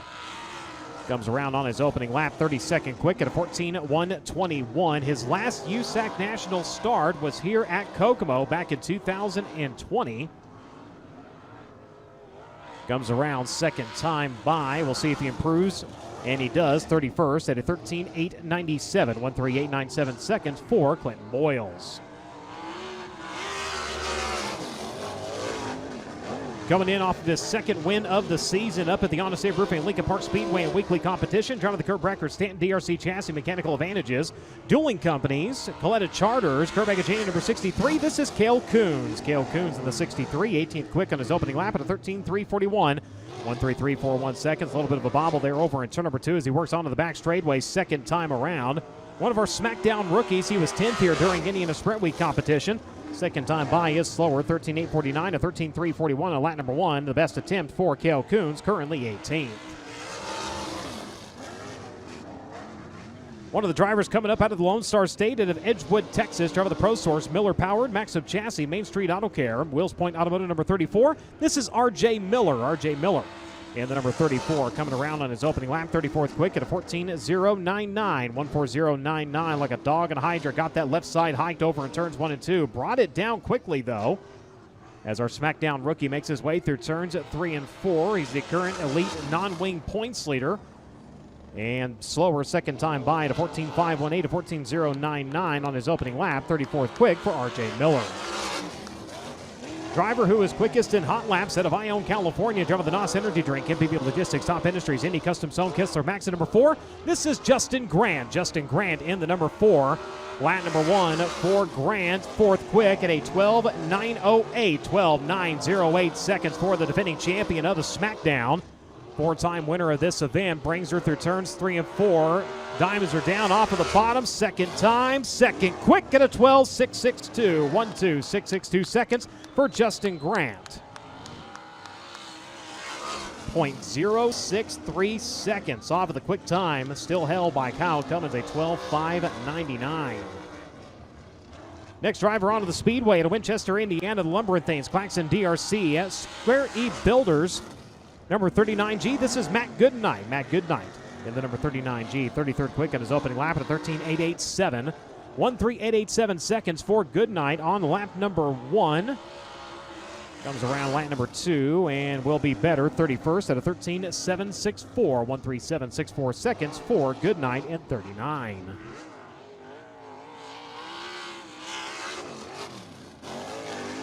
Braden Cromwell, the next driver onto the Speedway, 40th driver to qualify at Lone Jack, Missouri. The Wholesale Batteries, Love KC, Chevrolet DRC Chassis, Show Me Synthetics, Rick Horn Racing, Bull Snot Products, number 4X. Cromwell goes 25th quick on his opening lap at a 13.546. 1.3546 seconds. Ooh, my. Concrete, the destination over in turns 1 and 2. Yellows out.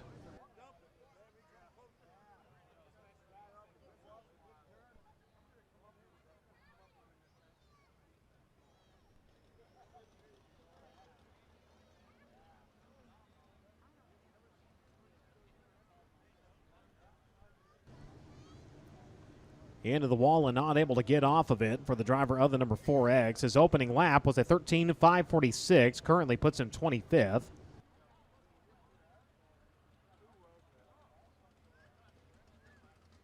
So 40 drivers have officially taken time.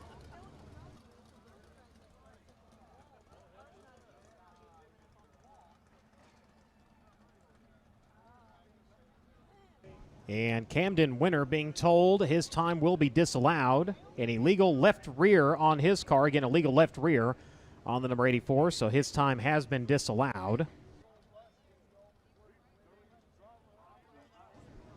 So they'll get the 4X on the hook. Hopefully they'll be able to complete repairs. A quick replay here on the FloRacing broadcast. Goes in, bikes it up, grabs the wall, and as soon as he hits it, it just snaps the front axle. Unfortunately, he's along for the ride at that point. The good news, able to keep the car upright.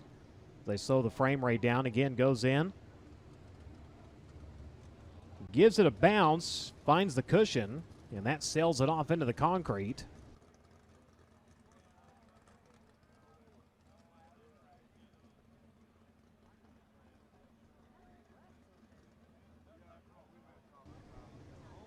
So they will clear the track of the number 4. Quick, Drake. Just got to look at that 4 car very briefly. It is very damaged, especially on the front end of that race car. The shock tower, the shock becoming disconnected from the shock tower. Lots of suspension damage on the right rear as well. It's going to be a lot of work for that team as we're back to green. Thank you very much. Steve Justice out to the Speedway out of Evansville, Indiana. The Smoking Bong Head Shop, Spec Power, DRC, Full Throttle Automotive, Ben Ritchie Racing, Back to the Roots Tree Services, number 12, Jay. Comes around 39th quick on his opening lap at a 14.541. 14.541 seconds for Steve Justice on lap number 1. Another driver in search of his first career USAC National start here at Kokomo. Comes around to the wave of the checker flag. Lap number 2 for the 12. Better, same spot though at a 14.383. 39th for Steve Justice.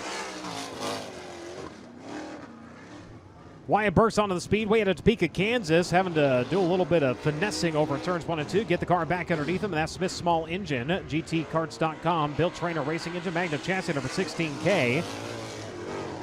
Comes around a 14.153, 14.153 seconds on his opening lap. 38th quick for Wyatt Burks. Couple of wins coming here recently. Most recent, the Elite Non-Wing Series at Route 66 Motor Speedway back in July 26. Comes around second time at 23rd quick at a 13.456. Driver out of Anaheim, California, driver of the Inland Ringing Snake Enterprises, one-way DRC chassis, Darty Motorsports, at CK Enterprises, Burris Racing number 5T. This is Jake Swanson. Jake Swanson in the number 5 goes 15 quick on his opening lap at a 13.214. 132.14 seconds for the driver of the number 5T. 9th place finish in last year's Thursday night feature event. 5th quick on lap number 2 at 12.896. 128.96 seconds. Jake Swanson in the number 5T.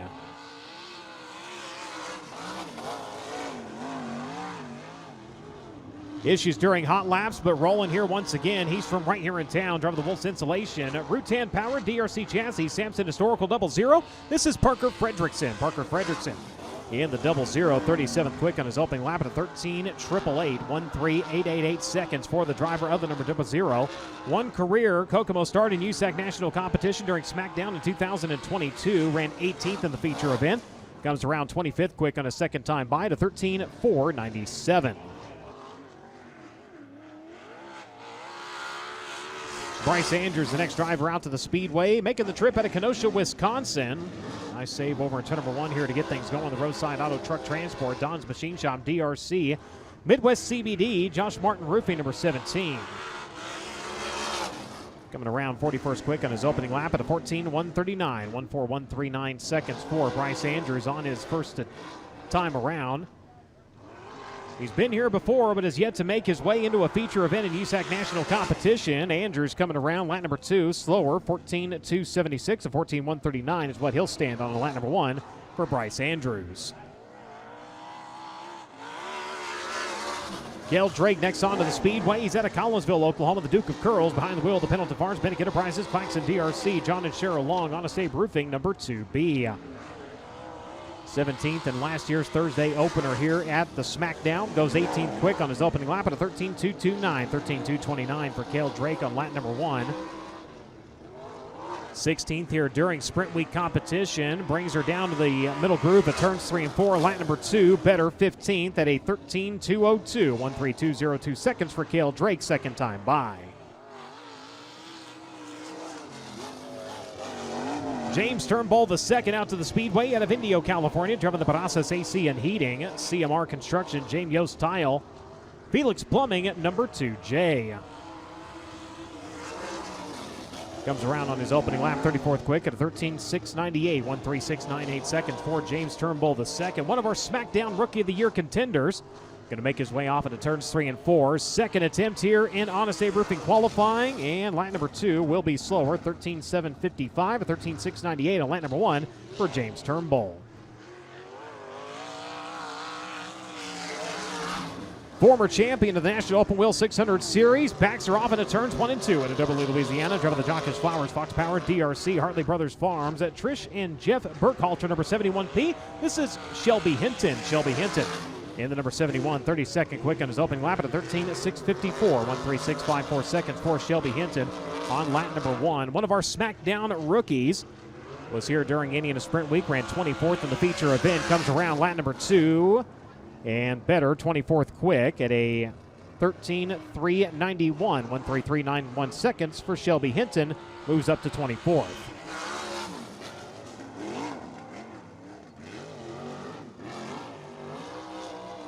Max Adams hopping his way onto the back straightaway at Loomis, California. Drove the Dick Lumpkins Auto Body, Claxon DRC Kaiser Wheels. Number 21 comes around 37th quick on his opening lap at a 13.709, 1:37.09 seconds. 22nd place finish in Thursday night's feature event 1 year ago. Driver with 15 career USAC starts here at Kokomo. His best was during Friday prelim action 1 year ago. Second time by, better, 35th quick at a 13.694. Hayden Reinbold onto the Speedway at Gilbert, Arizona. Driven the Riley Children's Hospital, AME Electrical, Stanton Spike Chassis, Avante Windows and Doors, Reinbold Underwood Motorsports, Indy Race Parts, number 19. 43rd quick in his opening lap at a 13.984. Bounces her off with a cushion, gets her a little airborne over in turns 1 and 2. Finds the bite to the back straightaway. We'll see if he can improve here on lap number 2. 43rd quick on lap number 1.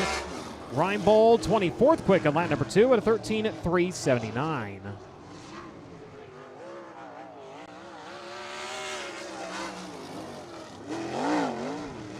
Down to the final few drivers to qualify. Logan Seavey at a Southern California, the Mount Mechanical Contractors, Indy Power Sports, CGCPA, SportCheck Marketing, Abacus Racing, number 57. Fourth place finish 1 year ago in Thursday night feature competition. Goes 22nd quick in his opening lap at a 13.348. One feature win during Smackdown in 2019. It's his only win here at Kokomo with the USAC AMSOIL Sprint Car National Championship. Goes 8th quick on a second time by at a 13 flat, 13.000 for Logan Seavey. Gunnar Setzer in the 5 at Columbus, Indiana, the Midwest 2 Mills, Davis Brothers, Stanton Power, Flea RC, Chrome Dome, King Racing Products, AM Transport. The Kier starts now, number 5G. 10th quick on his opening lap at a 13.007. Look out into the wall. Great opening lap. Biked it into turn number 1, and unfortunately the concrete, the only thing stopping him.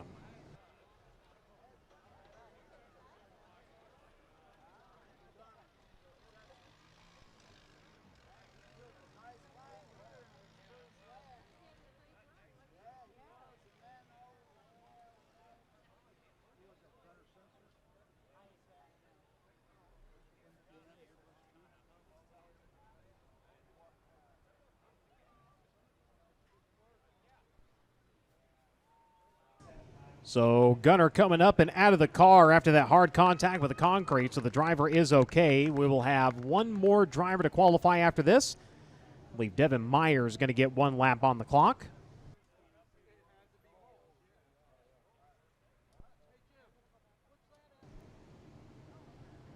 Also getting word, unfortunately, Trey Osborne, he will be done tonight. He is scratched from competition as they will work on getting the 5 hooked up. Replay coming up here on the FloRacing broadcast. And again, great opening lap. Gets it on the right rear, stands it up, and unfortunately the wall puts an end to that run.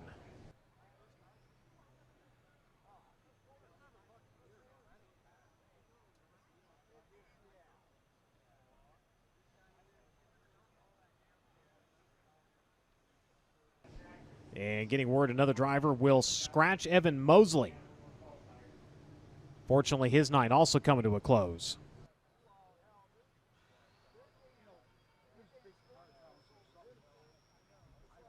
So getting the 5 picked up off of the racetrack here, and looks like Drake may have a report down trackside.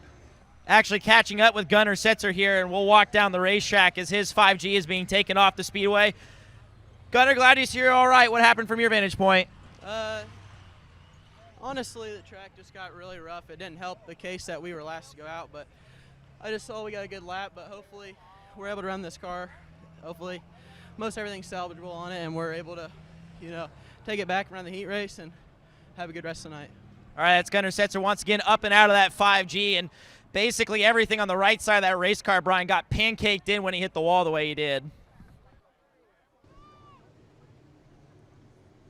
Silver Line again going 10th quick on his qualifying lap, a 13.007. For the driver, the number 5G. Again, the 75 back on track. Devin Myers out of Bringhurst, Indiana, driving the competitive performance. Claxon CP XXX number 75. Had problems during his initial qualifying run.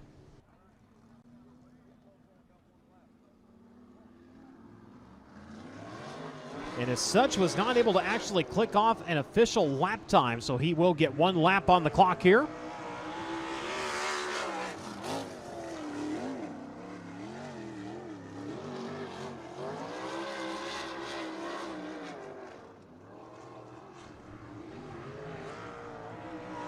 Checkered flag going to drop on the number 75, and it will be a 13.746 42nd quick for Devin Myers, as that will bring a close here to Honest Abe Roofing qualifying. 5th quick tonight was Jake Swanson. 4th quick was Mitchell Moles. 3rd was Briggs Danner. 2nd was Justin Grant. And your quick qualifier tonight at Princeton, Indiana, driver of the Avante Windows and Doors Premier Recycling, Stanton Mach 1 number 3P. Race fans, give him a hand, Kyle Cummins.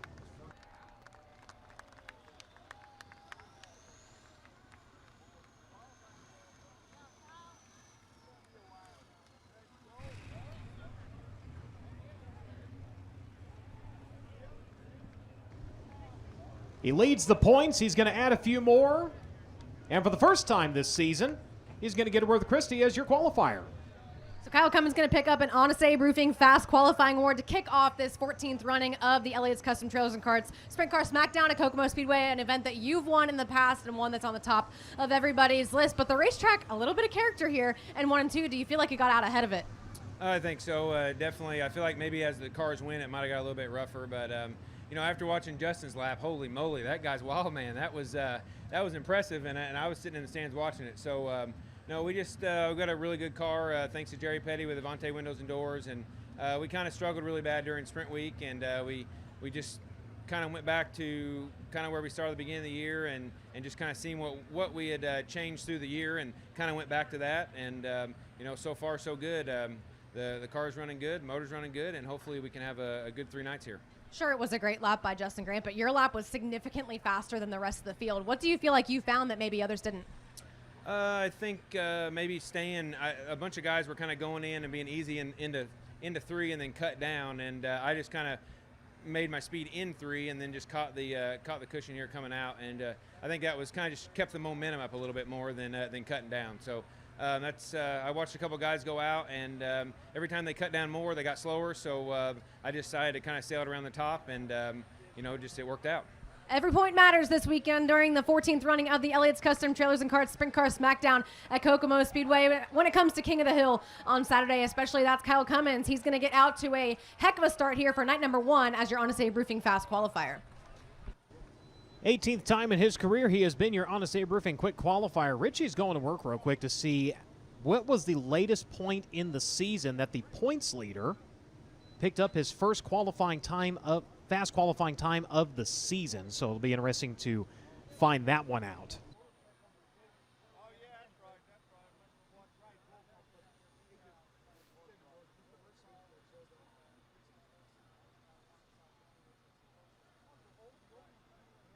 So crew's going to do a little bit of work to the racing surface before we get into our opening ceremonies and tonight's racing program. So with that here on the FloRacing broadcast, let's go ahead and step away for a minute. We'll be back to Kokomo.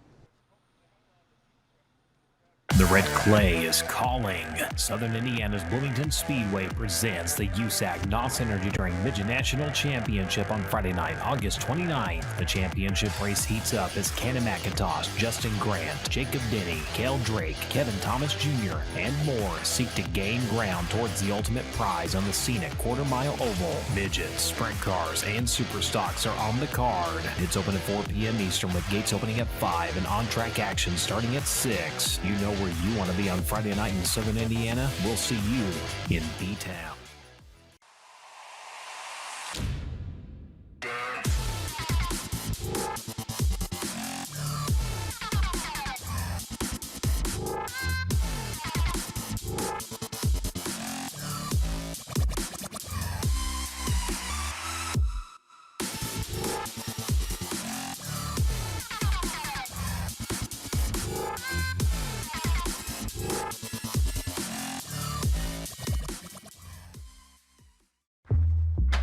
Whatever you drive, however you drive.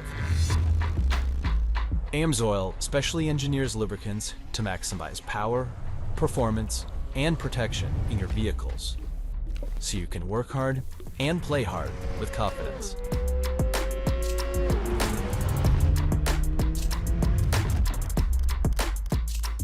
Order online at amsoil.com.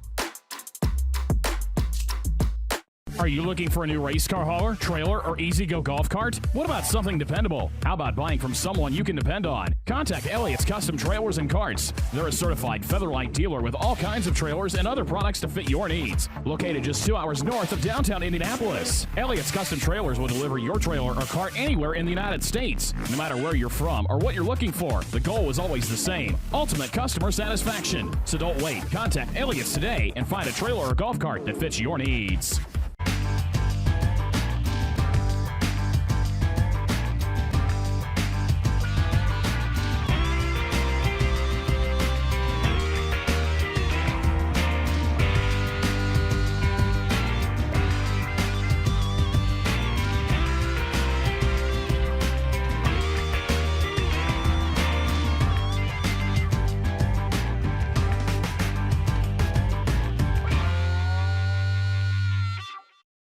Indy Metal Finishing is a family-owned and operated business with 30 years of experience in the industry. Their mission is to support their customers with an exceptional level of quality and service. Conveniently located minutes from downtown Indianapolis, Indy Metal Finishing offers Type 2 and Type 3 anodizing chemical conversions, passivation, and electroless nickel services to motorsports, medical, military, aerospace, and manufacturing industries. Indy Metal Finishing is ISO certified and holds an FFL license. If you have any questions, please call Indy Metal Finishing today at 317-858-5353. Find them online at Instagram, Facebook, and Twitter at Indy Metal Finishing, or visit their website at indymetalfinishing.com.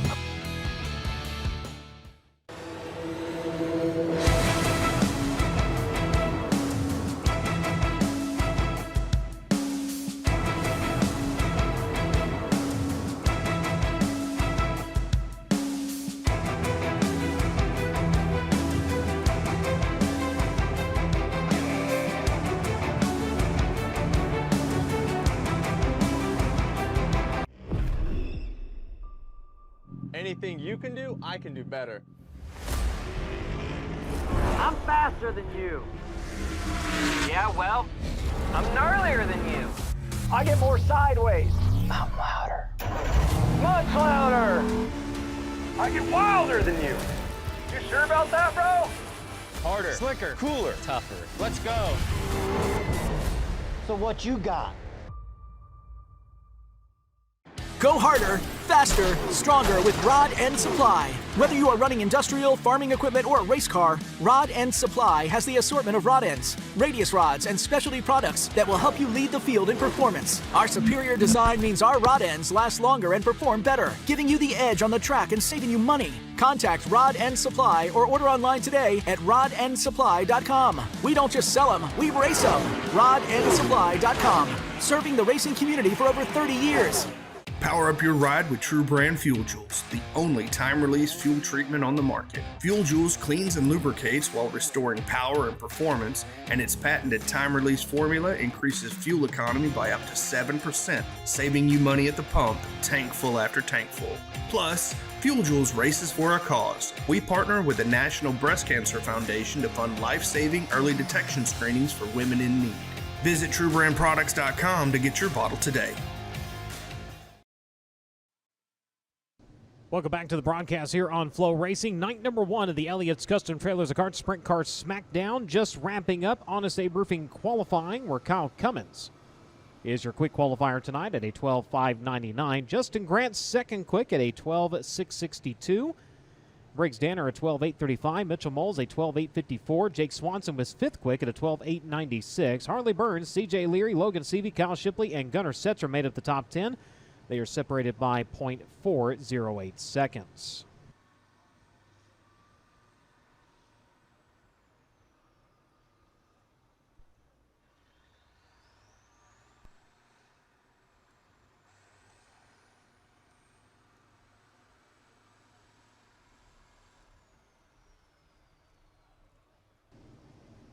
So crews continuing to do a little bit of work here on the racing surface. Going up and tilling the high side and now starting to roll that in here.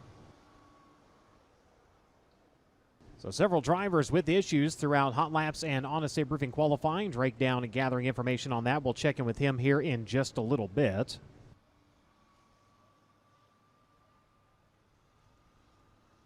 Again, don't forget, after the races tonight, we've got karaoke down at the bar.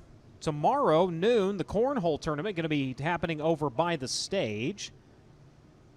Lunch provided to the players, courtesy of Uncle B's. It'll be a blind draw, $25 per person. And again, all of this weekend. This is a huge charity event for the Riley Children's Hospital. $105,000 raised last year, of course, trying to eclipse that this year. Then Saturday, we have the Kicking for Cancer Dodgeball Tournament. Again, that'll all be over in the grass by the stage. That'll be at noon. And the auction at 1 o'clock. They're also doing a raffle for a golf cart. The drawing going to be Saturday before the feature. There's a Justin Grantwood carving. Also, the same Bridgeport rocker that you see given out every year during Indiana Sprint Week. Another one has been made. That is also going to be raffled off. Then, of course, there is that trip to the Western World. Talked about that earlier. You can go down to the Kyle Cummins souvenir trailer, and you can actually sign up for that. 2 tickets, plane, airfare, spending money when you get down there. A really, really cool thing and a great way to go down and experience the Western, which, oh, by the way, is now bigger than ever. It was $15,000 to win plus lap money. Now it's $20,000 to win. AME Electrical kicking in more to the winner's pod. Now $20,000 to win down at the Western World.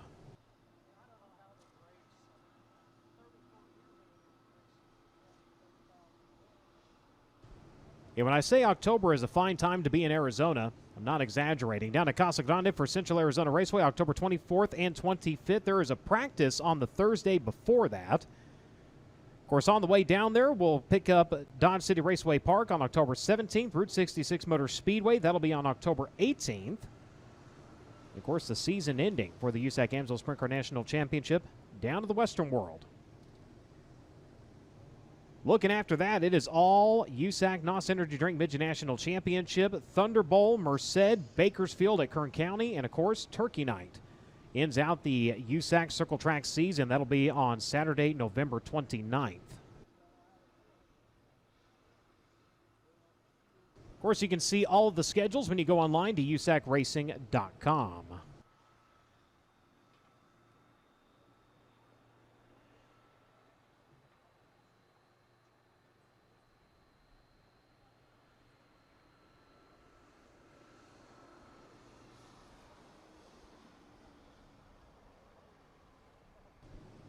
Labor Day weekend is going to be a busy one. The USAC NOS Energy Drink Mid-National Championship. Bloomington on Friday, August 29th. Silver Crown Champ Car Series, DeCoin.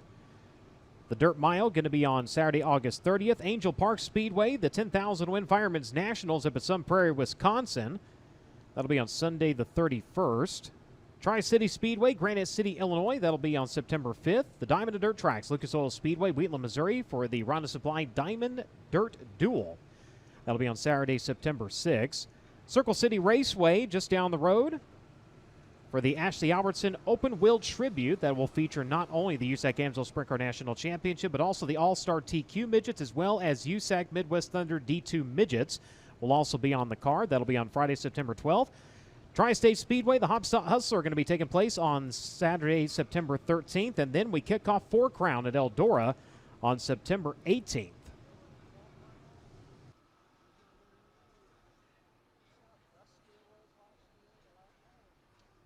So the tiller continuing to do some work over in turns 1 and 2. They've got the pack truck rolling around, getting the surface ready to go here before we head into opening ceremonies.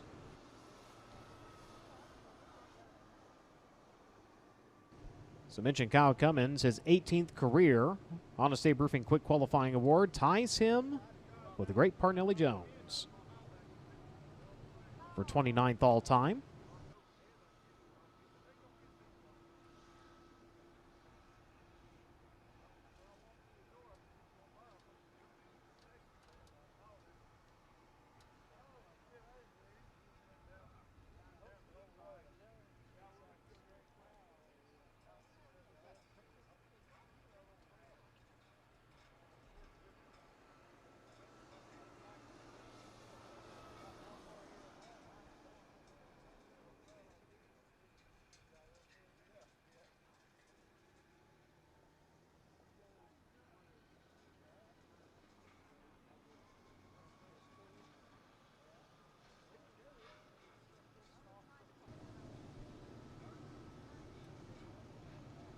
couple of drivers up checking out what's going on in the racetrack. Able to look down in the pits. Was looking at Matt Westphal there for a second, down on that number 54. Of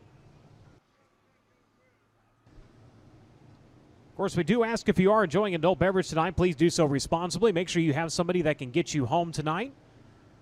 It's okay to crawl to the camper, but it's not okay to get behind the wheel if you've had one Team Meany Martini. So make sure you have a designated driver. No one to say when. It's always nice to talk to the local police officers, but on your terms, not theirs. It tends to get very expensive. Of course, if you need some liquid courage, you might need that when you go to sing karaoke tonight after the races.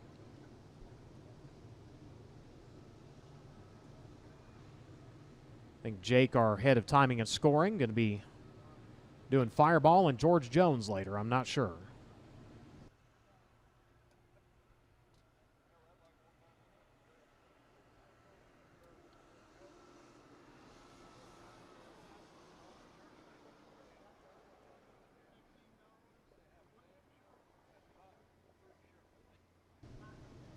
Not sure what Rizzy's going to be singing, though.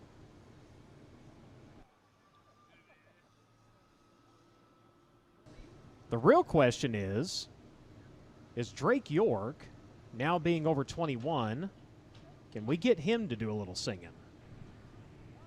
Hey, Brian, I would just like to add the fact that I have before I was 21, I will after I'm 21. I'll do it probably after age 50 because we love the Smackdown. That's for sure. I need Brandon Maddox to decide what song he wants to do. We're doing Smackdown After Dark again. And he hasn't really given me what song he wants to duet again. So well, the it's a work in progress. It might be a game time decision. The officers have been warned. You know what's funny about that Smackdown After Dark segment last year? I said, man, I've never had a race car driver co-host a segment with me before. How in the world could I make this better? And I saw one of the great Kokomo law enforcement officers on duty, and I said, yes, that guy right there. And, you know, I will say, Brian, I was extremely polite about what I was doing. I knew it was probably wrong, but said, hey, you know, I'm Drake York. I'm with FloRacing. Can I get that guy over there arrested? He said, oh, you want me to put him in cuffs? I said, absolutely. So I don't know if that particular officer is here tonight, but we may have to reconvene and get Maddox arrested again. Who's to say? But always one of the highlights of Smackdown, Thursday night in the Turn 5 pub. Drake, just remember, turnabout is fair play. It is, and that's what you have to remember. But, you know, Maddox with the Smackdown After Dark, you know, I did it by myself the first year, and I said, well, you know, I'm only so fun. I need somebody to level this out for me just a little bit. And Brandon Maddox, if you've never met Brandon Maddox, you know, he races hard, and he plays hard, too. And so, yeah, he's been a natural fit. So this is year 2 of us co-hosting. So who knows? If you're in the Turn 5 pub, there is a good chance you may see Brandon Maddox walking up to you with the microphone. Just agree. Or just smile, whatever works.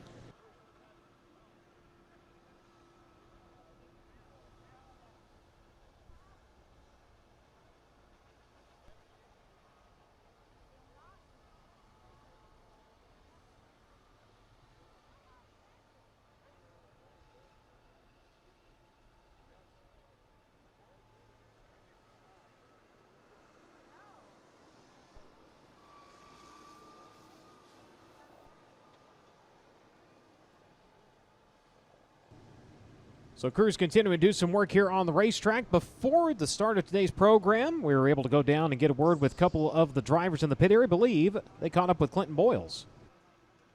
Clinton Boyles returns to the seat of an on-wing sprint car starting this weekend here at the Elliott's Custom Trailers and Carts Sprint Car Smackdown at Kokomo Speedway, and he's doing it for a guy who knows how to get around the Kokomo Speedway. That, of course, Robert Ballou. Robert, unfortunately, having to sit out due to injury, but Clinton getting the call. So how did this deal come about? And let me ask you a follow-up question to that. Was it a bit of a surprise to get a call like that from Robert? Definitely. I actually texted Robert a little over a week ago, and I was like, hey, man, I don't know if you have any interest at all running, trying to stay up in points, things like that, and just kind of shot my shot with him. And I was racing that weekend and told him, and after the first night, we ran the wing car and ran 4th, and it went pretty well. And he texted me Sunday morning. He was like, I'm actually considering this. And so we talked a little bit further and ran Sunday night at Sedalia in the wing car and ran 2nd. And it kind of just snowballed from there. But I was as shocked as anybody that, one, he replied, right? Like, I haven't ran a non-wing car in forever. So, yeah, super cool. And to be somebody that hasn't raced in a long time and just get the opportunity, and what I think is the best non-wing car in the country right now, is phenomenal. It's been super cool talking with Robert and seeing him as kind of like a car owner, crew chief, and then just how comfortable he's made me so far in this process.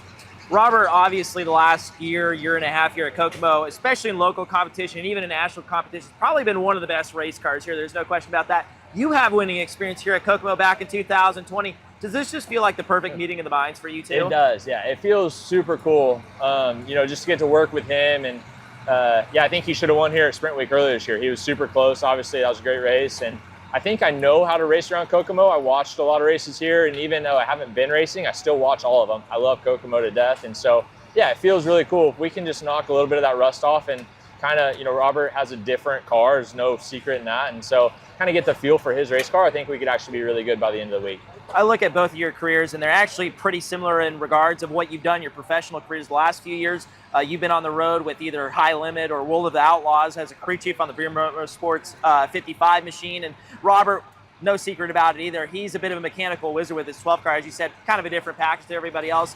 In that regard, too, does it feel kind of like the perfect connection just because both of you are A, really good race car drivers, and B, really good mechanics? Yeah, I think, he's got a unique package here, and he's probably kind of built it mostly on his own over the last couple of years and really dialed it in. And if I can come in and offer, any sort of outside the box thinking on a few things, and if it helps him down the road, I mean, that's perfect. I love, getting to have in-depth conversations about mechanics and just how race cars work and, what everyone's thought process is about how to make a race car go fast. So, it'll be cool to work with Robert over the next 3 nights and see if we can just kind of keep dialing things in and going in the right direction for him to where, eventually he can come back and finish out this year and have a good run in points. Clinton Boyles, for the first time in a long time, is back behind the wheel of a non-wing 410 sprint car here at Kokomo Speedway.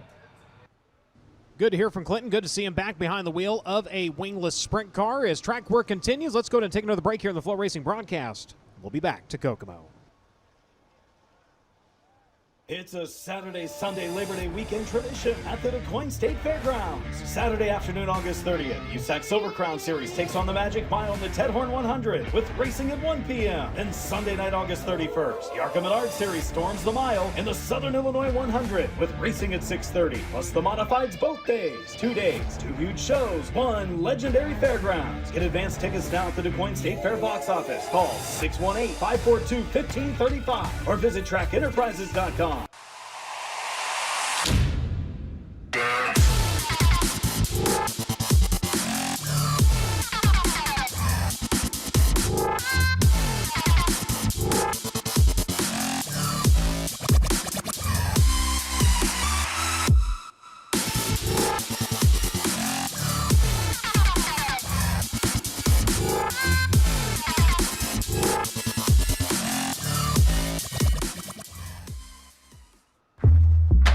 Whatever you drive, however you drive. AMSOIL specially engineers lubricants to maximize power, performance, and protection in your vehicles, so you can work hard and play hard with confidence.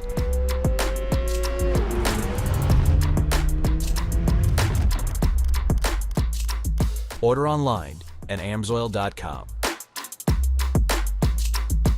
Car IQ Pay allows people to pay for all vehicle expenses without a credit card or a fuel card. As an all-in-one payment solution, Car IQ Pay takes care of every step of the fueling journey, from station routing to payment and fraud prevention to simplification to back-end reconciliations. Drivers can find the nearest fuel station right on the app's fuel map, or even filter locations based on their preferred merchant or fuel type.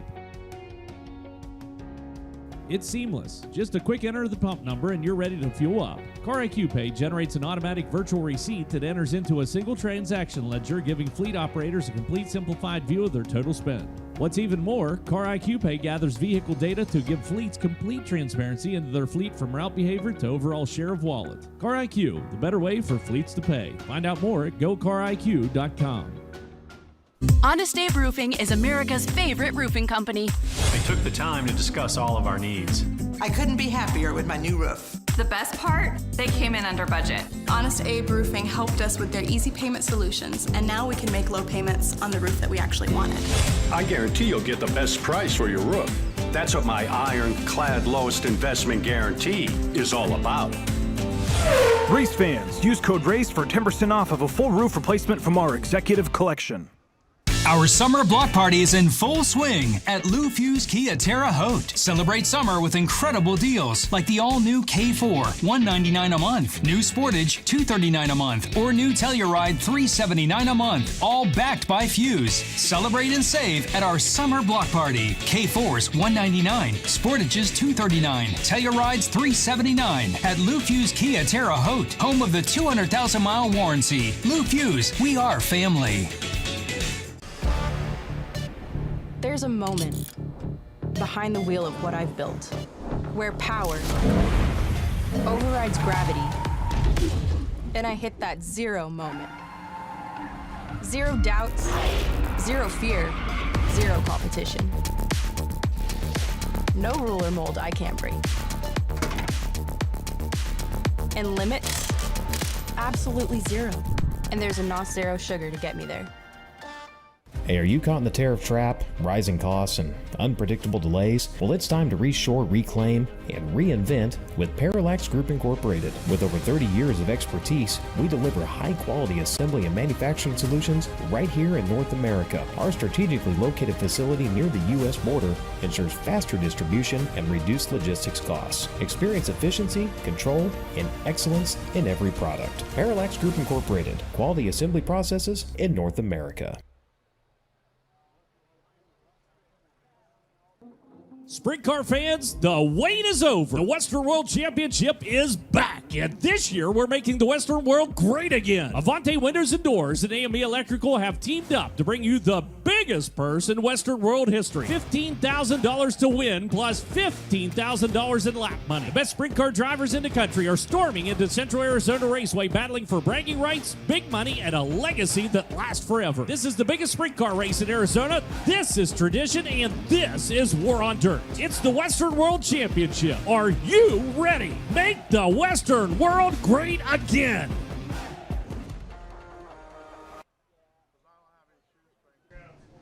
Welcome back to the broadcast here on FloRacing. Track work has concluded, and we are getting ready to go into opening ceremonies. Let's go down to Christy. Well, thank you, Brian, and thank you, everybody, for joining us for night number 1 of the 14th running of the Elliott's Custom Trailers and Carts Sprint Car Smackdown at Kokomo Speedway. To get the night started, if you could please join me by standing and removing any cover for Dave Cochran, who will present our invocation. Thank you, Christy.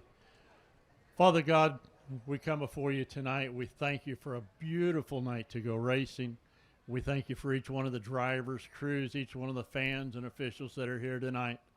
God, we just pray that you'll keep your hand upon us. Give us a good and a safe night of racing. God, be with the men and women that fight for the freedom that we enjoy tonight. Bring them home safely and quickly to their families. Father, we just ask it all in Jesus' precious name. Amen. If you could please remain standing for Kendra Milliken, who will sing our national anthem. Oh, say, can you see by the dawn's early light what so proudly we hailed at the twilight's last gleaming, whose broad stripes and bright stars through the perilous fight o'er the ramparts we watched, we're so gallantly streaming, and the rockets' red glare, the bombs bursting in air, gave proof through the night that our flag was still there. Oh, say does that star-spangled banner yet wave? Oh, the land of the free and the home of the brave.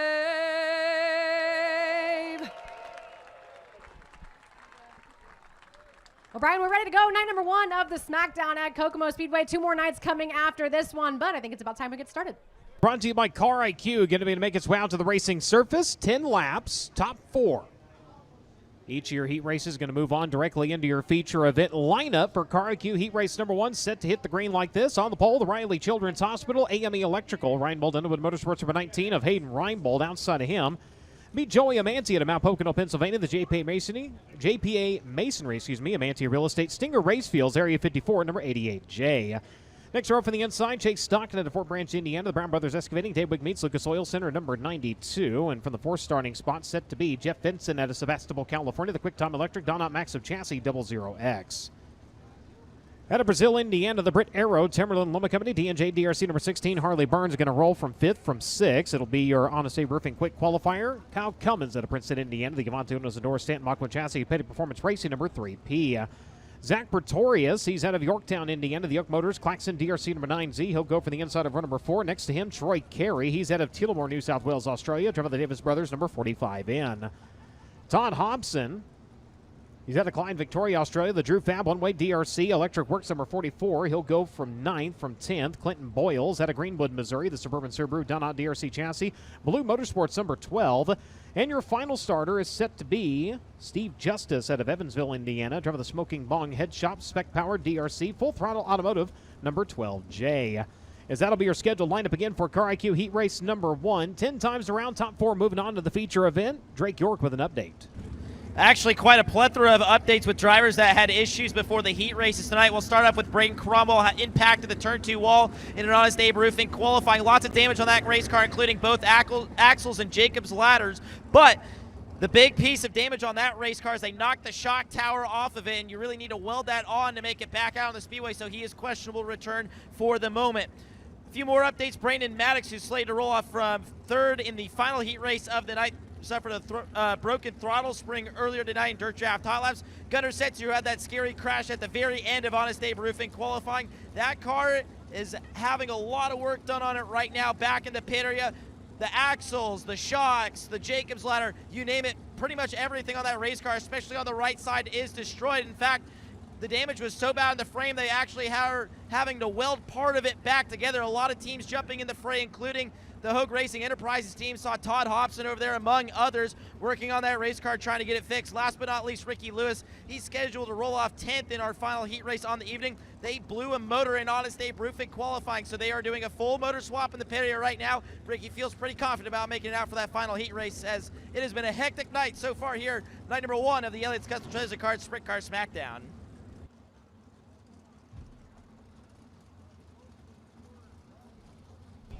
So we're getting lined up for Car IQ Heat Race number 1. Looks like a bit of a problem here in turn number 3 and 4. Yeah, not sure what's going on with Justice there, but the Smoking Bong Head Shop number 12, they'll get him pointed back in the correct direction here.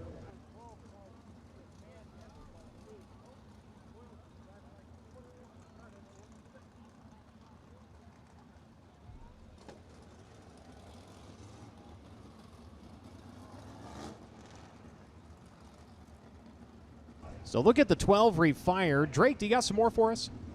Yeah, I wanted to mention the drivers that actually scratched from competition tonight. Talked to Trey Osborne's crew, that 16, bowing out of competition. Team told me it was a cam spud that went bad there. Questionable return for tomorrow. And Evan Mosley, who took a very scary crash earlier in the evening in Dirt Draft Hot Laps. Pretty much everything on that race car is destroyed, including parts of the frame. Driver's going to burn a couple of quick hot laps here. Quite a bit of work done on the top side of the racetrack if you're just joining us in the broadcast post-qualifying.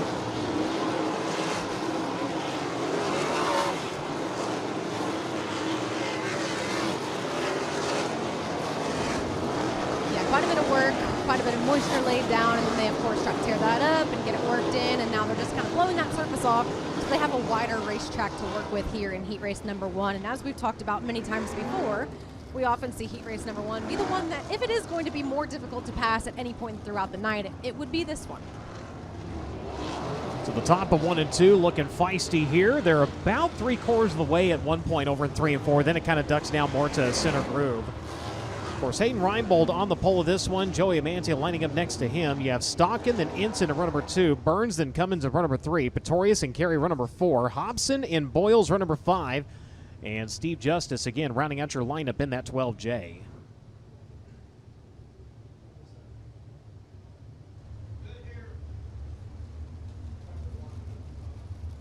So lineup just about squared away here. Field in pursuit of that Toyota Racing Development pace truck. 5 heat races on the docket tonight, which means that only 4 cars from each will be transferring directly to the main event. And the Smackdown just gets tougher and tougher. The highest car count in the history of this event, 54 drivers officially checking in. At one point, it looked like we're going to have about 60 roll in. We got a few more tomorrow that are slated to be in competition. Eli Wilhelmus, one of those drivers, not able to be here today. And now remember, there are event points on the line. Drake had alluded to this earlier. Combined top 8, they go on to the King of the Hill. And you want to be in that King of the Hill because it's almost like you would see in a dash where they line up those first 4 rows of the feature event on Saturday, which, let me remind you, pays $30,000 to win. Plus lap money, $500 for every lap you lead. And then the other side of that, remember, those were $1,000 a lap. The other side of that, basically into a lottery. And 1 out of 40 is going to walk away with $20,000. I love this event. It's so much fun. Set to go to green. 10 times around. Car IQ Heat Race number 1 to the NOS Energy start can. We're underway.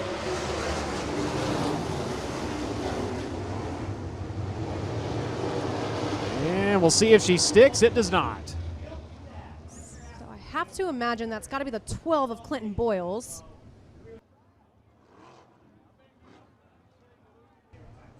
Again, once the front row hits the NOS Energy start can, it's game on. Yeah, so you saw the 12 in the back there sort of get a bit of a row ahead before they did get to the NOS start can. So that's going to be a docked position, and we'll try that one again. As deep as he's starting in this thing, you have to understand he's going to try something there. Of course you are. Of course you are. You never know. Sometimes you might slip one by. In that case, not going to happen. So now he'll have to drop to the tail end of the field. We're back on our way. Heck of a start there for Hayden Reinbold, who gets off to a great entry into turns number 1 and 2. Joey Amantia up over the cushion. Good battle for the second on back here as they work into turns 3 and 4. It will be Reinbold coming around to lead lap number 1. Keep an eye on the 3P. Ducks it down to the inside. Grabs a 2-for-1 deal onto the front straightaway. Thought he was going to drive it up to the wall. Instead, he drove it up to the cushion. Look out. Close quarters racing. Wow. What a miss as they made their way onto the back straightaway. Little bit of contact there between Harley Burns and your USAC Amsoil National Sprint Car point leader Kyle Cummins, as Kyle Cummins was ripping around the outside. Turns number 1 and 2 just ran out of enough room on the outside of the 16 of Harley Burns, and now Cummins in that transfer spot. Challenge for the lead. The 92 is stalking. Hot and heavy on Hayden Reinbold here as they work into turns 1 and 2. Battle for the 3rd spot as well. Ensign trying to hold off the charge of the Avante windows the doors number 3. They're going to make their way into turns 3 and 4. Cummins up the racetrack. Now going to diamond it down. A little bit of an I-30 line there through turns 3 and 4. It's going to pay off for him. Takes over that 3rd spot. Ensign back to 4th. He's in the final transfer spot into the feature event right now. Burns in 5th. Amantia, Hobson, Pretorius, Boyles carry your top 10. Look at the slide jobs going on by Burns in the 16. That was a 4-story slider from Harley Burns from the bottom of turns number 3 to the top of turn number 4. That gets him into a transfer spot. Now he's got to hold on to it, but more than that, oh, we're red. Oh, man, Justice with a big flip over in turns 1 and 2. Red lights come on.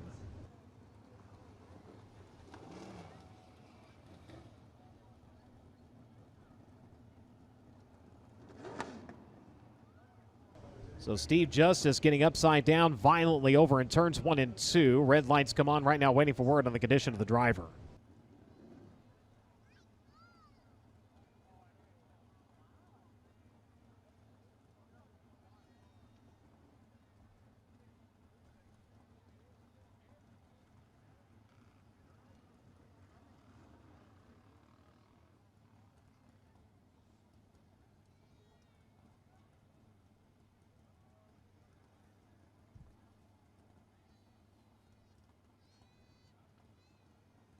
So up and out of the car, Justice is okay over in turns 1 and 2.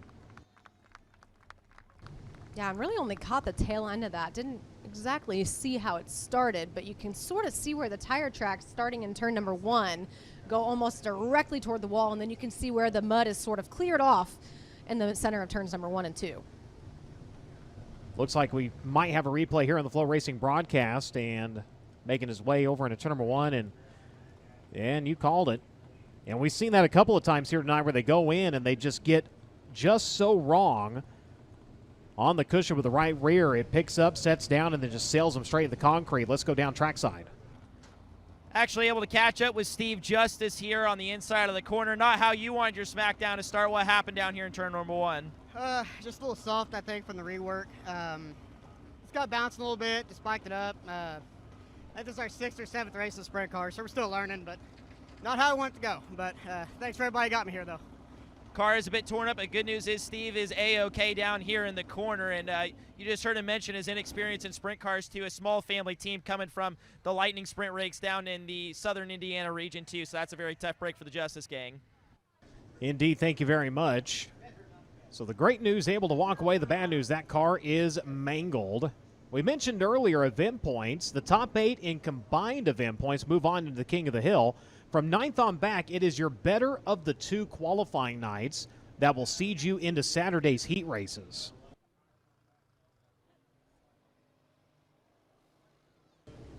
Yeah, that's something to keep in mind when you're looking at the overall points for the weekend. And of course, we don't combine those points for 9th on back, but those top 8, as we mentioned, they do combine those 2 first nights. And they're full national points until we get to Saturday. Correct.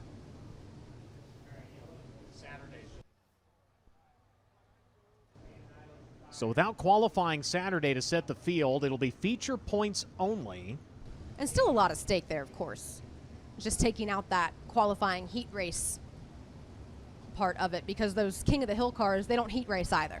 You know, on the King of the Hill, you know, who's going to be the most dexterous on that and be able to really get a hold of the wheel and fight their way to the front? And that is always one of those, you look forward to that during any of these USAC events. That King of the Hill is always wild to watch. This is one of my favorite 10 minutes of the year.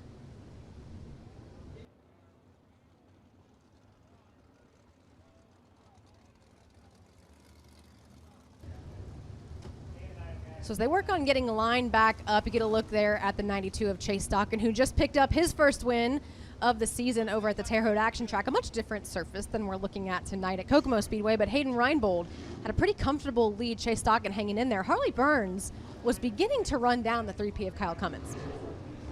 So we'll get the field lined up, single file to the NOS Energy start cam. We get ready to go back to green. 5 in, 5 to go. Reinbold, Stockin, Cummins, Burns, Ensign, Amantia, Hobson, Pretorius, Boyles, then Carey.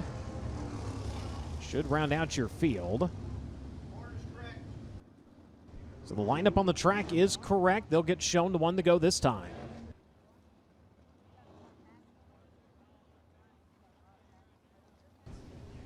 And I've seen it almost every corner out of the 16th, especially when it counted the most, that he was able to put forth a really strong slider and make it stick, which is hard to do. You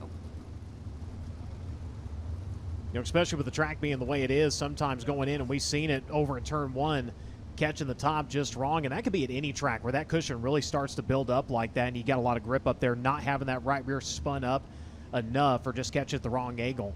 So we'll see how things play out here again. 5 in, 5 to go. Hayden Reinbold.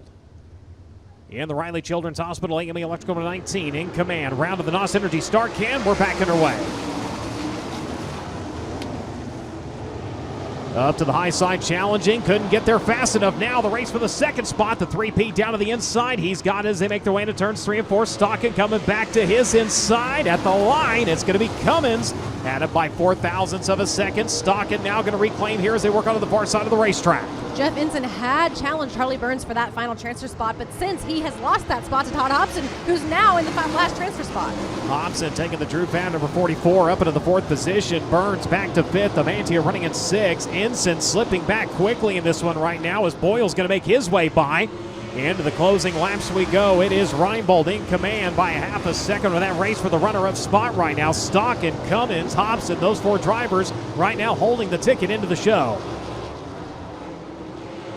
Todd Hobson not out of the clutches of Harley Burns just yet. One more time around the 16H, had that transfer spot, gave it up, and now has one more last look out. It's on the backstretch. Problems for Ensign. He's down to the infield. We stay clean, we stay green, and the checker flag's dropping in this one. Hayden Reinbold gets the job done here in Car IQ Heat Race number 1. Chase Stockin in 2nd, Kyle Cummins in 3rd, Todd Hobson unofficially to the final transfer spot. Burns in 5th. Amantia, Boyles, Pretorius, Carey, Ensign, your top 10. But your winner, ladies and gentlemen, he comes to you to Gilbert, Arizona. Driver of the Riley Children's Hospital, AME Electrical, Stanton Spike, Reinbold, Underwood Motorsports, number 19. Race fans, give him a hand. Hayden Reinbold. Chase Stockin in 2nd, Kyle Cummins in 3rd, Todd Hobson in 4th, Harley Burns in 5th, Joey Amantia in 6th, Clinton Boyles in 7th, Zach Pretorius in 8th, Troy Carey in 9th, Jeff Ensign and Steve Justice unofficially rounding out your field. And we talked about Clinton Boyles at the beginning of that one. Had a little bit of ground to make up once he did have to go back a position. Finished in the 7th spot, and that really is going to count when it comes to lining up those semi-feature events later on. So able to make up quite a bit of ground in that one.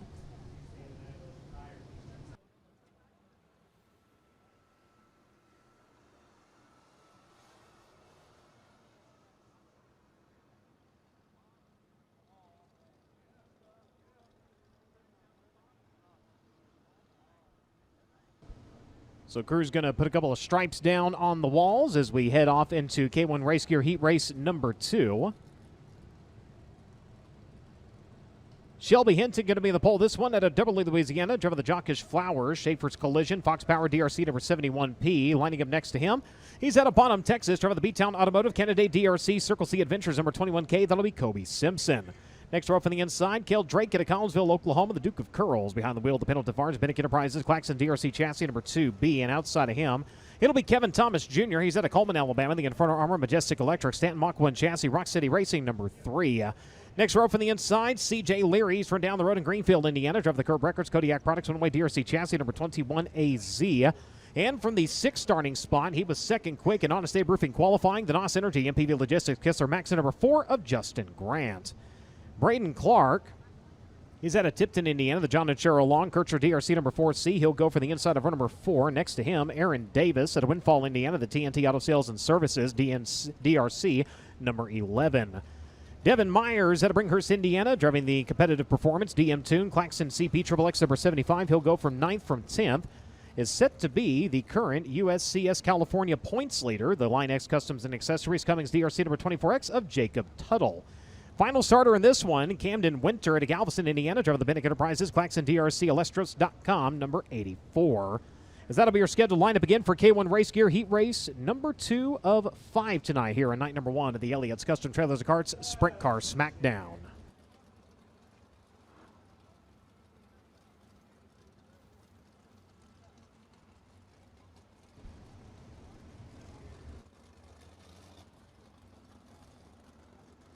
They got the Terrogator out there making a couple of laps on the high side, also instructing the drivers to roll the racing surface in just a little bit here.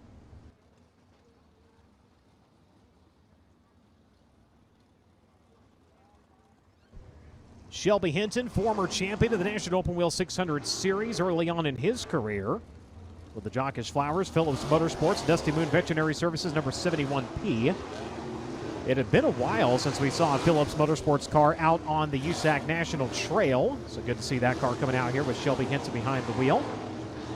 21K Kobe Simpson picking up a win here on August 16th down at Lawton Speedway.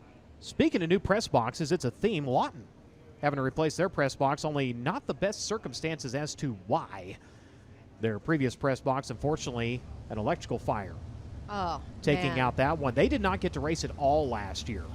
Oh, what a bummer. I was going to guess it was some sort of natural disaster. No, unfortunately, they had a fire, and it took out actually quite a bit of the stands as well, so they had to go through, repair all that, get all the electrical and everything right there, and great to see Lawton back going again. Yeah, you hate to see that, but of course everybody benefits from those improvements when they have to happen, unfortunately. So set to go to green here. K1 Race Gear Heat Race number 2 finds an NOS Energy Star Can to the exit to number 4. We're underway. 3 wide for the 3rd spot. Kevin Thomas Jr. going to sneak through the middle here as they work onto the back straightaway. Challenge for the race lead. Shelby Hinton has it. Cale Drake wants to take it away here as they work around on lap number 1. Hinton going to lead as here comes KTJ. Kevin Thomas Jr. looking to the outside of the 2B, going to fall in line as they go through turns number 1 and 2. And now Justin Grant and CJ Leary trying to split the 3R. Again, only the top 4 going to move on directly into the feature event. They're driving in as deep as they can over turns 3 and 4. CJ Leary going to find the room to run to the outside. He'll take over the 2nd spot here. The 2B back to 3rd. Kevin Thomas right there. Justin Grant, a little bit of a misstep there at the exit to number 2. Gets the car back underneath him. Going to try to reel in those 4 drivers as they race under a napkin. Forget the blanket. As you're looking at the race lead, Shelby Hinton with CJ Leary coming after him. Leary with the advantage onto the back straightaway. CJ Leary putting that pressure on the inside. Kevin Thomas Jr. going to follow suit. He's going to move the 71P out of the groove, and now he sits in 2nd. So Kevin Thomas up into 2nd. The 71P back to 3rd. Now ducking to his inside, going to the 2B of Cale Drake as that's been going on. Justin Grant's been reeling them in. Here comes the 4, working the inside line. Off at turn number 4, set his sights now on the W Louisiana Racer as they'll challenge for the race lead. Kevin Thomas Jr. trying to take it away from C.J. Leary. No dice last time at the exit. Turn number 2 comes after him again in turns 3 and 4. The curb Agajanian Team Arizona number 21 holds the top spot right now. Multi-time Sprint Car Smackdown champion Justin Grant sitting outside of a transfer spot right now. Of course, he does have a very significant barrier that he's working with, but looking for that transfer spot still as he dives down to the inside of the 71P. Going to change his lineup that time into turns 3 and 4. Took it high, then wide, then dropped it down the embankment. Goes by for the 4th spot, so puts himself into a transfer position here. Up front, that challenge for the race lead is non-stop. As they come around with 2 to go, C.J. Leary with Kevin Thomas Jr. hot on his heels. Going to duck to the inside to look for the race lead, this time with the white flag set to fly. 3R of Kevin Thomas Jr. trying to work that inside line. The 21 AZ of C.J. Leary continuing to shut the door. Leaves it open a little bit more that time. Kevin Thomas Jr. gets a good run, but not quite enough down the backstretch. Leary carrying that momentum in and actually kind of breaking the car around the bottom and blocking the charge of the 3. He'll have one last try. Checker flag is out. C.J. Leary holds on for the heat race win. Kevin Thomas Jr. in second. Cale Drake, Justin Grant, those 4 drivers moving on into the show.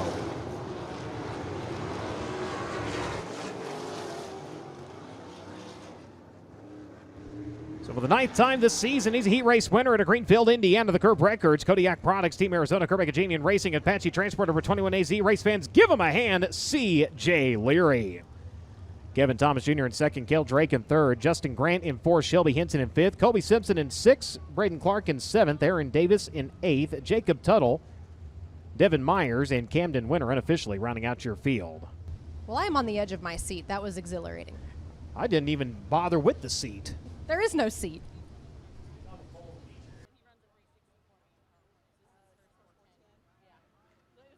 So 2 heat races in, and so far, racing has been fantastic. We go into USACgear.com, heat race number 3. Jaden Rogers at Worthington, Indiana. The Baldwin Fox Racing, Velocity USA, DRC number 5, going to be on the pole of this one. Outside of him, Cale Coons at Greencastle, Indiana. The Curb Records, Mechanical Advantage. DRC, Coletta Charters, number 63. Next row from the inside, the Throttle, Shane Cottle at Kansas, Illinois. The H&H Collision, Booth Trucking. Whitetail Properties, G&G Oil, number 86. And for the 4th starting spot, set to be Carson Garrett at Littleton, Colorado. The Epperson Painting Incorporated, Sherwin-Williams Speedway DRC chassis number 2. Logan Seavey out of Sutter, California. Driver of the Mountain Mechanical Contractor, Stanton DRC Drop Light. Bob Hurley RV, Carrington Homes number 57. He'll go from 5th. From 6th, it'll be Briggs Danner at Allentown, Pennsylvania. The E. Schneider & Sons Recycling, Ryder DRC chassis number 39. Braden Cromwell at Lone Jack, Missouri. The Wholesale Batteries, Level Up KC Chevrolet DRC number 4X, slated to go from the inside of row number 4. Max Adams next to him. In the Dick Lumpkins Auto Body, Claxon DRC chassis number 21 at Loomis, California. The 39G, the driver out of Winchester, Indiana. The Lumber and Things, Claxon DRC Vivid Chemical Company entry of Matt Goodnight from 9th and from 10th. R.J. Miller out of Edgewood, Texas, the Pro Source. Main Street Auto Care, Miller, powered Maxim number 34. As that'll be your scheduled lineup again for USACgear.com heat race number 3. Speaking of USACgear.com, if you did order your Indiana Sprint Week t-shirt, those did ship out yesterday, if you missed us talking about that earlier here on the broadcast. So depending on the pace of snail mail, start watching about Monday. And I was told by a source, and I'm not going to name any names, but that there may or may not be more blankets in the USAC Gear trailer. There is. And today is a great day for a blanket. We've got other colors now. They were just gray. Now we got red and black. You shouldn't have told me that. That's great news. So if you are a Texas Tech fan, you're covered. If you're an Indiana fan, you're still covered. Ohio State, hello? Who's that? Brian. I can't even talk trash. My alma mater is like god-awful. We don't have to get into it. Thank goodness. Turn the mic off. We'll get into it afterward. You're not the first person to tell me that. But anyway, it's a chillier day. Yeah, now would be a great time to go get one of those blankets. Great time to have a blanket. I joke about it, but how you stage your house can add equity. A USAC blanket on the back of the couch, mint. Ask anyone. They'll know exactly what we're talking about.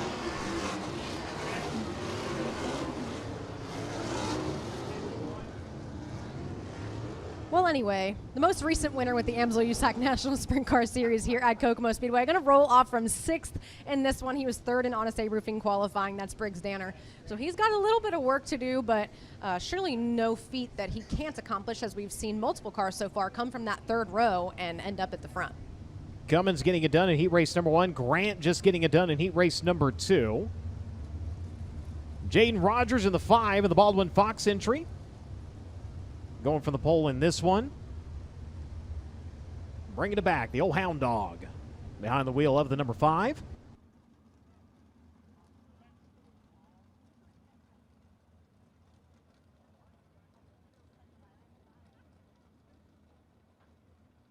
Cale Coons lining up next to him, fresh off of another weekly win down at Honest Abe Roofing Lincoln Park Speedway. In the curb records number 63. Caution lights are dark. Set to go to green at the NOS Energy start can. USACgear.com heat race number 3 comes to life. Nice slow pace down to the NOS Energy start can, and they find the throttle quickly. And speaking of throttle, here comes Cottle to the inside. He's going to look for the second spot, has it into turns 3 and 4, working the bottom side of the speedway. Coons coming back after him. Cale says not so quick. He'll take back the runner-up spot.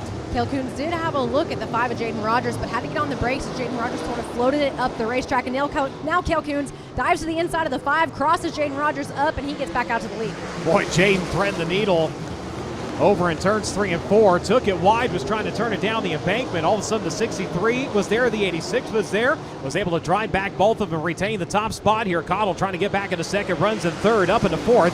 Briggs Danner in that 39. Logan Seavey right now on the outside looking in the Atkins race at number 57. Cale Coons isn't done with Jaden Rogers just yet, but if he ever wants to get back to Jaden Rogers, he's got to shake off Shane Cottle first, and now Cottle takes over second. Cottle down to the inside. No surprise to see Shane Cottle working the hub of the racetrack. Moves it up into the second spot. Cale Coons back to third. Briggs Danner running in fourth. Logan Seavey running in fifth. Carson Garrett. We're not racing late models here. Max Adams, Matt Goodnight, and R.J. Miller right now round out your field. Now Cale Coons and Briggs Danner both trying to fight for that third position, catch up with the Shane Cottle, who's running in second, not quite running down Jaden Rogers because he's beginning to get away, but the battle for third rages on. Briggs Danner down to the inside of the curve. Records number 63 as they bolt onto the back straightaway. It'll be Coons holding the position. Danner still right there. Seavey switching his line around now. He'll go top to bottom over in turns 3 and 4. Closes in on that battle for the fourth spot. Danner takes over third. Coons back to fourth now. The defending USAC national champion going to try to reel in and punch his ticket into the show. Again, starts to the high side of 3, brings it down low at the exit to number 4. He's right there on the back bumper. With 2 laps to go, Logan Seavey's got a shot at it here. He looks down to the inside of the 63, Cale Coons. Cale Coons going to shut the door. Now he's going to try to get up to next to Briggs Danner and really box out Logan Seavey, who's got 1 more lap to get it done. Needing to keep that speed up in 1 and 2 to really set up 3 and 4 here as they make their way off into the back straightaway. That time he might have it sealed. Can he get it done this time into the 3rd and 4th turns? Not able to go to the top, has to stick down to the bottom. Challenge for the lead though, and the win at the line going to go to Jaden Rogers. Jaden Rogers holds on by .030 seconds over Briggs Danner, Shane Cottle, and Cale Coons. Those 4 drivers moving on into the show. But your winner, ladies and gentlemen, sniffing out a win, and he found it at Worthington, Indiana. Driver of the Baldwin Fox Racing Velocity USA DRC number 5. Give him a hand, the Hound Dog, Jaden Rogers. Briggs Danner in second, Shane Cottle in third, Cale Coons in fourth, Logan Seavey in fifth, Carson Garrett in sixth, Max Adams in seventh, Matt Goodnight and R.J. Miller unofficially rounding out your field.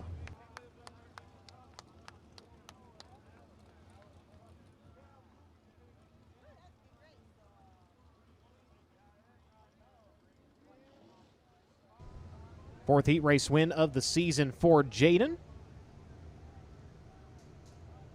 As we get ready to go into Cookout Heat Race number 4. Driver on the poles out of Topeka, Kansas, the Smith Small Engine, Bill Trainer powered, Magnum chassis number 16K. It's going to be Wyatt Burks. Next to him, Matt Westfall out of Pleasant Hill, Ohio, the MW Manufacturing, Claxon DRC, Bordner Welding, Lake City Bowl number 54. Next row from the inside, you'll find Chance Crum out of Snohomish, Washington, the Summers Plumbing, Heating, and Cooling. Race Redeem Foundation, Elliott's Custom Trailers and Carts, number 83C. He'll go from third. From fourth, it will be the Paul Hazeno, number 57H. The Physical Medicine Consultants, U.S. Automation LLC, entry of Jack Hoyer out of Frankfort, Indiana. Kyle Shipley coming to us out of Phoenix, Arizona. The Benz Asphalt Kistler Triple X chassis, the Blind Man, number 0G. He'll go from fifth. From sixth, Mitchell Moles out of Raisin City, California. The AME Electrical, Massive Valley Transportation, Kaiser Wheels, number 19, AZ. Kayla Rail out of Dillsboro, Indiana, the Southern Insurance. Farm Chevy built spike chassis, blood lubricants, next gen builders, number 4K. She'll go for the inside of run number 4. Next to her, set to be James Turnbull II out of Indio, California. The Barasas AC and Heating, Van Dyne Power DRC chassis, number 2J. Final row for the inside, Aiden Schmidt at a Hobstadt, Indiana. The West Side Automation, Spec Mach 1 chassis, number 12. And your final starter comes to you out of Kenosha, Wisconsin. The Roadside Auto Truck Transport, Don's Machine Shop, DRC number 17 of Bryce Andrews. As that'll be your scheduled lineup again for Cookout Heat Race number 4.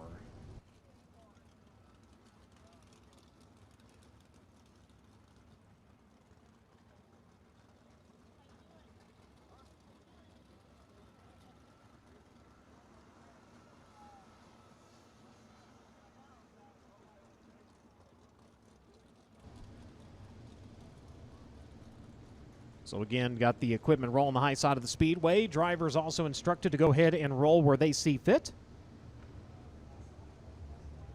So again, the Riley Children's Hospital logo adorning the sign of the Reinbold Underwood Motorsports entries here this weekend. Not only do we have great money up for grabs for the drivers, and I mentioned this earlier, this weekend is a huge charity event. Yeah, there's so much to talk about when we talk about what this event does for charity and for Riley Children's specifically. And Melinda Stanbro spearheads that entire movement. And she's done that for many, many years. And there are so many cool events that happen on the grounds at Kokomo Speedway this weekend that you can get involved with. I think this is the 13th year that they have done all of this at this event. And every year there's more and more, and it gets bigger and bigger. $105,000 raised last year. Of course, we'll have karaoke down at the bar after the races. You singing, Shania? Karaoke at the bar is always a good idea. It is. I think I'm going Neon Moon. Solid choice. I'm going home. I got to be honest. I have to work in the morning. I was going to say, you have a day job. The advantage, you don't have to deal directly with students if you don't want to, but you do still have to. I can hibernate if I need to. Yeah.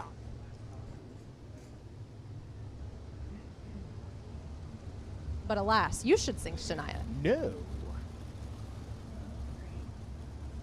You got something better? We don't want Canada attacking by disrespecting Shania. Oh. It would be god awful. Well, they sent the geese over here. What's only fair? They're having a honking good time too. Set to go to green. Cookout Heat Race number 4. Wyatt Burks in the 16, going to bring him down to the drop of the green flag. It's in the air. Here we go. Getting the start on that inside line has been pretty pivotal so far throughout these heat races, and Wyatt Burke's really going to take off with it down the backstretch. Comes around to lead lap number 1, challenge for the second spot. That inside line working right now for the 83C of Chance Crum, trying to get the spot away from Matt Westfall. Westfall going to fight back and hold on to the position now. The 57 working the top side. Jack Hoyer trying to grab third away. Challenge for fourth now. Here comes Shipley. Look out. Gets her all kinds of sideways. Thought he was going to go down to the infield there for a second. Good save, but now loses a ton of ground as the challenge for second ongoing. So Kyle Shipley narrowly avoiding disaster by hitting one of those big infield tires and able to keep it on the racetrack. He's still within striking distance for being able to get himself into a transfer position before it's all said and done as he begins to reel in the 83C of Chance Crum. Flows him back in here as he works the inside line into 3 and 4. Thought he tagged that infield tire there for just a second. Had to kind of get the car back underneath him. Opens the door for the 19 of Mitchell Moles to close in on him now. Moles going to look to the outside. Still outside of a transfer spot here, but he's going to take over 5th into 3. Can he hold it to the exit of turn number 4? He does.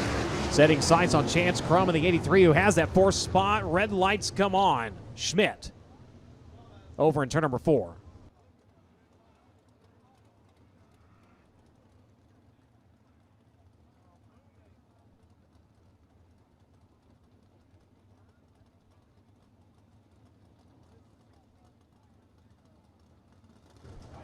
So Layton able to come up out of the top of the car, thankfully okay.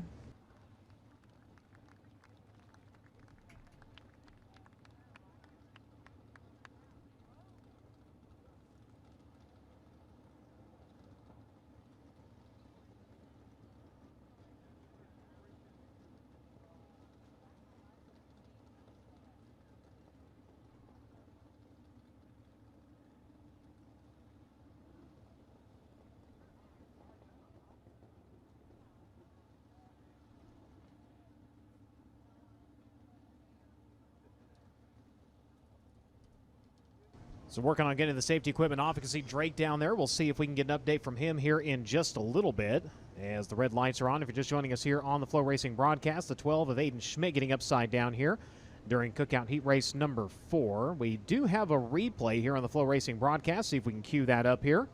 This is from the speed shot looking down the racetrack, and hard to tell. Looked like he may have caught one of those infield tires. Let's go ahead and find out. Let's send it down to Drake. Yeah, we're able to catch up with Aiden Schmidt. He's helping the safety crew get this car hooked up how he needs to get back to the pits. Gladys, you're all right. What happened from your vantage point on the bottom side of turn number 4? Just a silly driver's mistake. Got in a little low and caught the infield tire in the center of the corner, and just rolled from there. Just silly on my part, just a bummer. Excited, I'd never been to Smackdown, and so we made the trip up here, and hate to see it end so quick. And that's Aiden Schmidt, tough break, and Brian, he confirmed exactly what we saw in the replay there. Just caught that tractor tire down here in turn number 3 and 4. But the good news, Aiden Schmidt up and out of that 12S machine. Definitely so. That is the good news after all, and you have to hope. He's talking like, they're certainly, you would think, done for the evening. Hopefully they've got the equipment to get things turned around for tomorrow to have another shot at it. But you just don't know what these teams have or what they're willing to put out for any one event.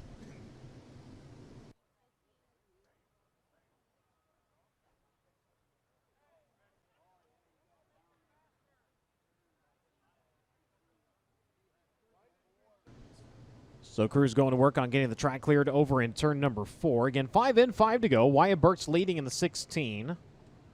Matt Westfall running in 2nd. Jack Hoyer running in 3rd. Chance Crum running in 4th. Mitchell Moles will see if he can take advantage from that 5th starting spot and get a run into a transfer position. Kyle Shipley running in 6th. Rail running in 7th. Schmidt had been running in 8th. That'll be Turnbull and Andrews now.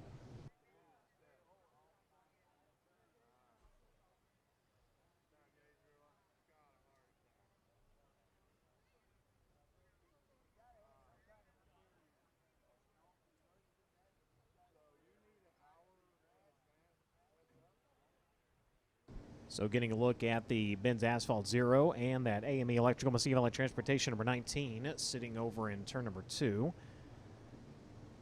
And it looks like Moles has the helmet off. It didn't look like they were exchanging cooking recipes. So utter carnage on that number 12 as that car is suspended and being taken off of the racing surface. Yeah, so Mitchell Moles the last 5 laps had been spending his time trying to get that 19 AZ wound up and put in a position to get himself into a transfer spot. Hadn't been able to find the real estate to make it happen just yet. So Colin Parker normally behind the wheel, number 16K. I mentioned earlier in the broadcast a flip at Terre Haute, unfortunately, fractured his collarbone, so that took him out of competition. Wyatt Burks getting the call to get behind the wheel of that number 16K. So far doing well with it, leading. The qualifying run, unfortunately, not what he was looking for. That did put him on the pole of the heat race, but still trying to make up for that and make the best of it. Remember, your first 6 starting positions in the feature event are reserved for the 6 fastest qualifying drivers transferring directly out of the heat races inverted. So whoever was the fastest qualifying driver making his way into the feature, he's going to start in 6. Heat race winners organized by time will occupy positions 7, 8, 9, 10, and 11 in your feature event. Everybody else lined up by their qualifying time all the way back from there. Yep, and so you mentioned the top 6 starters in the feature event are the fastest transfers from the heat races. Well, Harley Burns was 6th in Honest Abe Roofing qualifying, but has missed the transfer from the heat race. So that eliminates his starting spot in the top 6 positions. So the way the format works, you definitely don't want to attempt to sandbag at all. That time will chase you throughout the night and will greatly help you, greatly hurt you. So you definitely want to go all out every time. Yeah, there are several different aspects of the format that reward A, qualifying time, and B, finishing positions. So every single time you're on the racetrack, you want both of those to be the best that they can be. Of course, the fastest transferring drivers into the semi feature, the 2 quickest go up to the front row, regardless of where they finish in the heat. If you are the 2 fastest qualifying drivers not transferring to the A, you're going to the front row of the semi. So again, that's where that time comes back to help you to move your way up into the show as we go back to green. Wyatt Burke's going to take off at the top spot, the 54, hot and heavy to his back bumper here as they work into turns 3 and 4. Westfall going to sneak around the bottom, not able to get the speed he needs. Challenge, 3rd, 4th, 5th, it's all up for grabs right now. Kyle Shipley has fallen back as Mitchell Moles has moved forward. He is now, the pass for the lead is going on right as we speak. Matt Westfall going to get by Wyatt Burks. Now he's your leader. Westfall able to really get the run that time in the entrance of turns 1 and 2. He's able to take over the top spot. Keep an eye on the race for the final transfer spot. 83C has it. The 19 wants it here as they work into turns 3 and 4. Up top as Crum gets her sideways to the field on the bottom side of the racetrack. Gets it down. Clear for the racing surface. He is going to bring it back on the racetrack. And looks like he's going to go ahead and call it quits. Thought he was going to bring it to a stop there for a second and bring out the caution, but good job on his part. Takes it down to the infield. White flag in the meantime in the air in this one. Matt Westfall works to the back straightaway. Challenge for second coming in the final 2 turns. The 19 going to try to pick up one more here. Can Moles get up into second? No. Checkered flag is out in this one. Matt Westfall picks up the heat race win. Wyatt Burks in second. Mitchell Moles and Jack Hoyer. Those are the 4 drivers.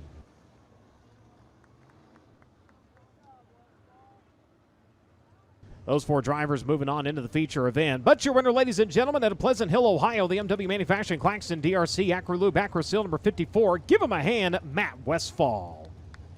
Gets the job done in Cookout Heat Race number 4. Wyatt Burks in second, Mitchell Moles in third, Jack Hoyer in fourth, Kyle Shipley in fifth, Turnbull in sixth, Rell, Andrews, Crum, and Aiden Schmidt unofficially rounding out your field.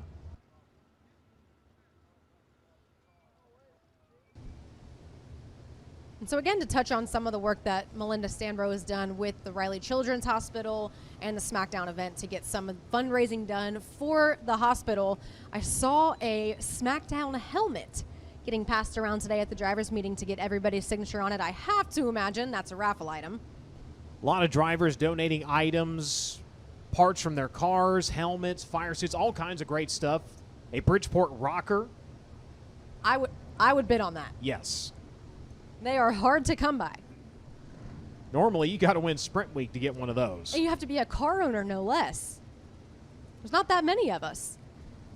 So definitely would be a neat thing. That's going to be Saturday. The auction, again, that is 1 o'clock over at the stage. And if you've never been here, you're wondering where the stage is. It's right outside turn 4. In the grassy knoll.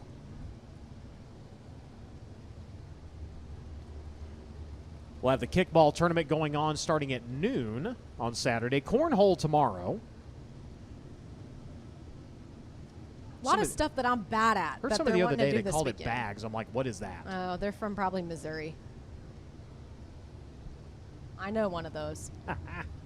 So Car IQ Heat Race number 5 out to the Speedway. Parker Fredrickson at a Kokomo, driver the Bulls Insulation. Route 10 Power DRC 00 going to be in the pole. This one outside of him. Tyler Hewitt at Marion, Indiana, driver the Ashley's Ice Cream Cafe. Shaver Power Triple X number 97. Next row from the inside, it'll be Brandon Maddox. He's out of Terre Haute, Indiana, driver the Maddox Heating and Cooling Gressman DRC chassis number 28. Next to him, Rylan Gray out of Greenfield, Indiana, the Kaiser Ace Corporation, Claxton DRC 06.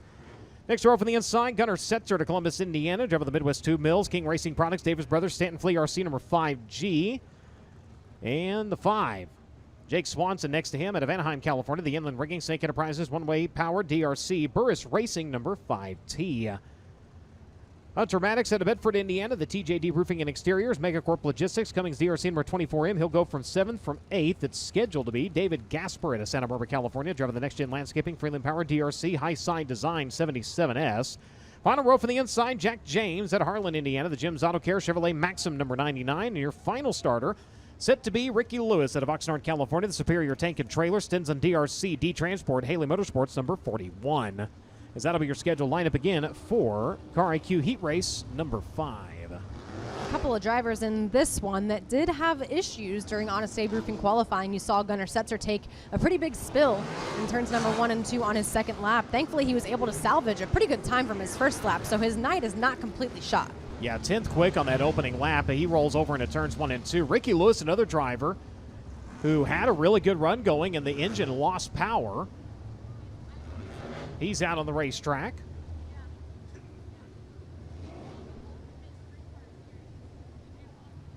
So Parker Fredrickson, a feature start in 2022 here in Smackdown competition. 18th place finish for the driver of the 00. He'll go from the pole. The 97 to Tyler Hewitt.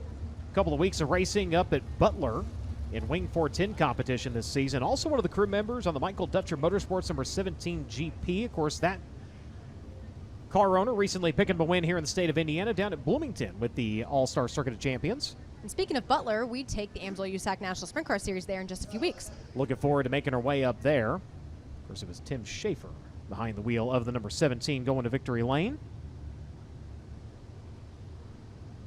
Set to go to green to the NOS Energy start can. Final heat race of the night is underway. 3 wide for the top spot. Who's going to have it? The 97 streaking the outside here into turns 3 and 4. Can he come away with the race lead here on lap number 1? He can. Hewitt going to lead. Maddox up in the second. The 00 in third. And the 5G right there. Gunnar Setzer has the final transfer spot, but not for long. He's going to try to look for second now as they work onto the far side of the racetrack. Bit of a gaggle toward the back of the field in that one. Jake Swanson getting up over somebody else's right rear. I believe it was the 77 of David Gasper. He's trying to get the 5T back under control and now sits outside of a transfer position, but he's got a good run going. There's just a gaggle of cars in front of him. From the back of the pack rolls Ricky Lewis. A little bit of bumper tag over in turns 3 and 4. Going to cost him a spot. Look out, we got one rolling slow, and we got a couple of drivers hooked here. Caution.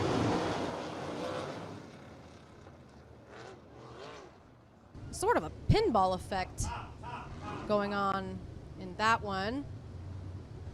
Ricky Lewis going in, trying to thread the needle. A couple of bumpers getting tapped on the way through. Looks like Rylan Gray in the 06 coming to a stop and collects the 99 of Jack James.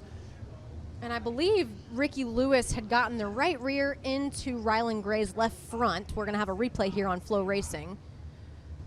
Yeah, went in and the car in front of him actually slowed up on him just a little bit there, trying to set for the bottom.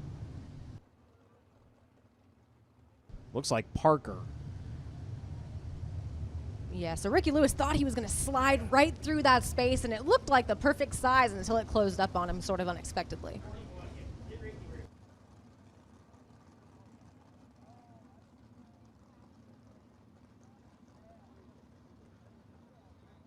John Chad, you were tonight's Amsoil Inside the Oval winner. If you will report to the USAC merchandise trailer. Again, John Chad, you were tonight's Amsoil Inside the Oval winner. You and a guest going to get to ride in the pace truck. You get a prize pack, and you'll watch the feature from the infield.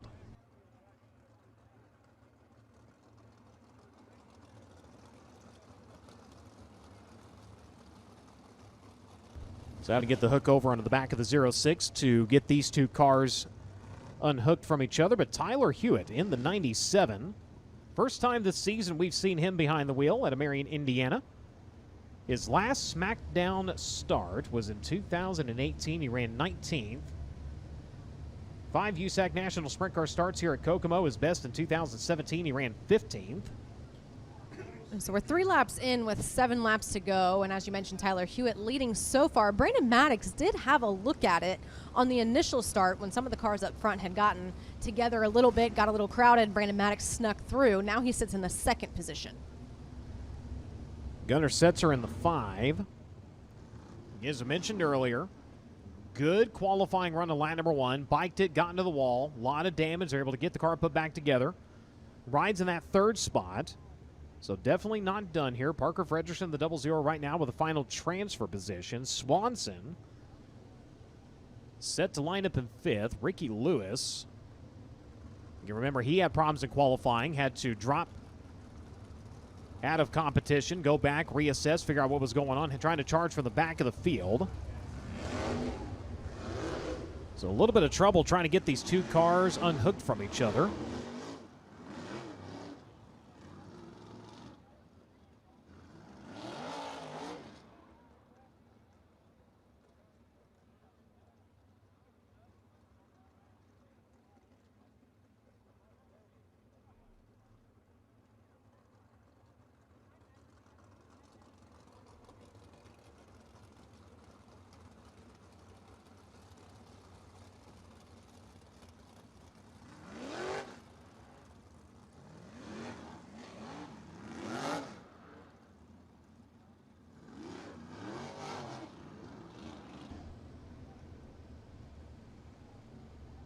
So the crew's having to be very careful and not cause further damage to these cars. They try to get them unhooked, so having to really take their time down there and make sure they are not costing these teams any more money on parts. It looks like they just got them separated.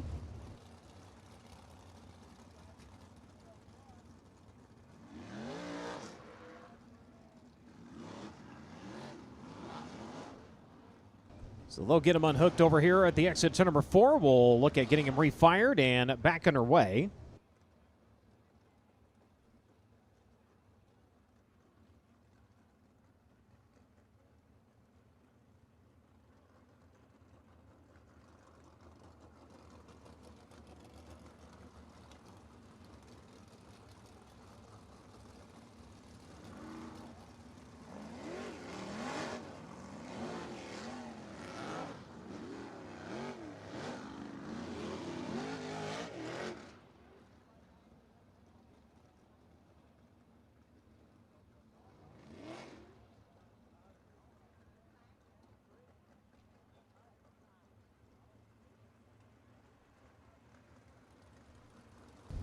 All right, so we've got Rylan Gray moving, and you can see some pretty significant fuel cell damage on the 06.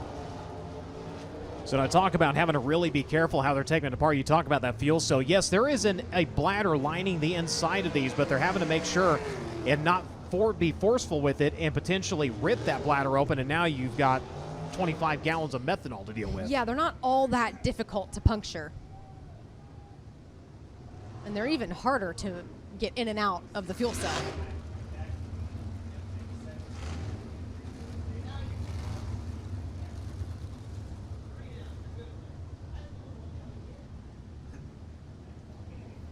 So single file ready to go back to green.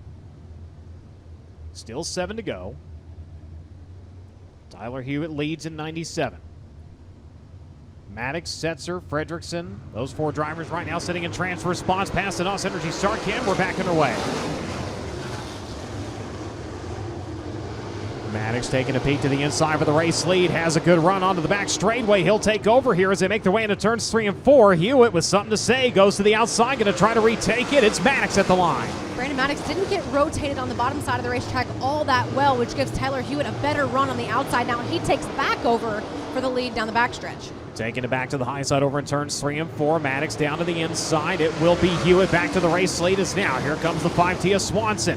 Just turned the fastest lap of the race. Bobble by your leader, and now it's a 2-for-1 sail over in turns 1 and 2 as we've got one upside down. A back upright, red lights come on. So a couple of cars involved over there. It looks like the 06 of Rylan Gray is also in this one. It's like Fredrickson of the 00 and the 77 of Gasper.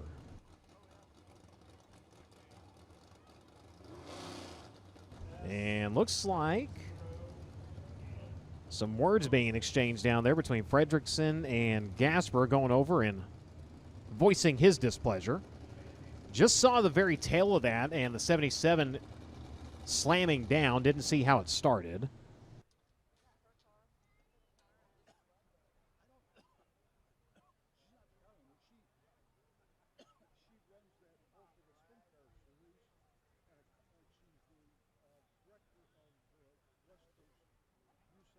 So 5 laps in, 5 to go.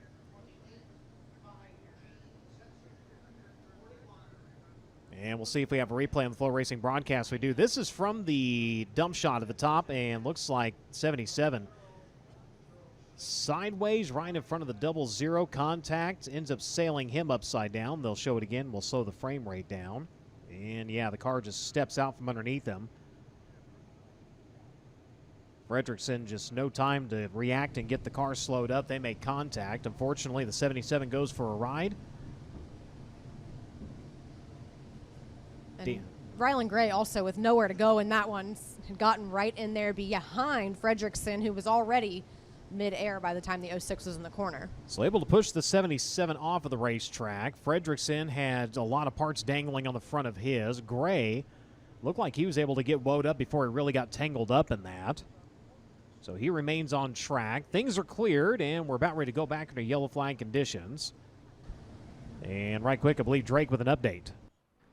Yeah, Brian and Chris, you just got a quick look at all three of those cars tangled up. Your assessment on the 06 of Rylan Gray is correct. Despite being in 2 crashes in just a few laps there for Rylan, just a tough heat race for him so far. He is able to fire off. As a matter of fact, he's attempting to on the back straightaway right now. Severe front end damage, especially on that axle for Parker Fredrickson and that 00 machine. Also, the top and bottom radius rods on the right front corner of that race car severely bent as well, so they have headed back to the pit area. Didn't get a great look at David Gasper's car, but I believe I heard something mentioned about the right rear shock of that race car being damaged on the TSR 77S. Thank you very much as the field begins to refire.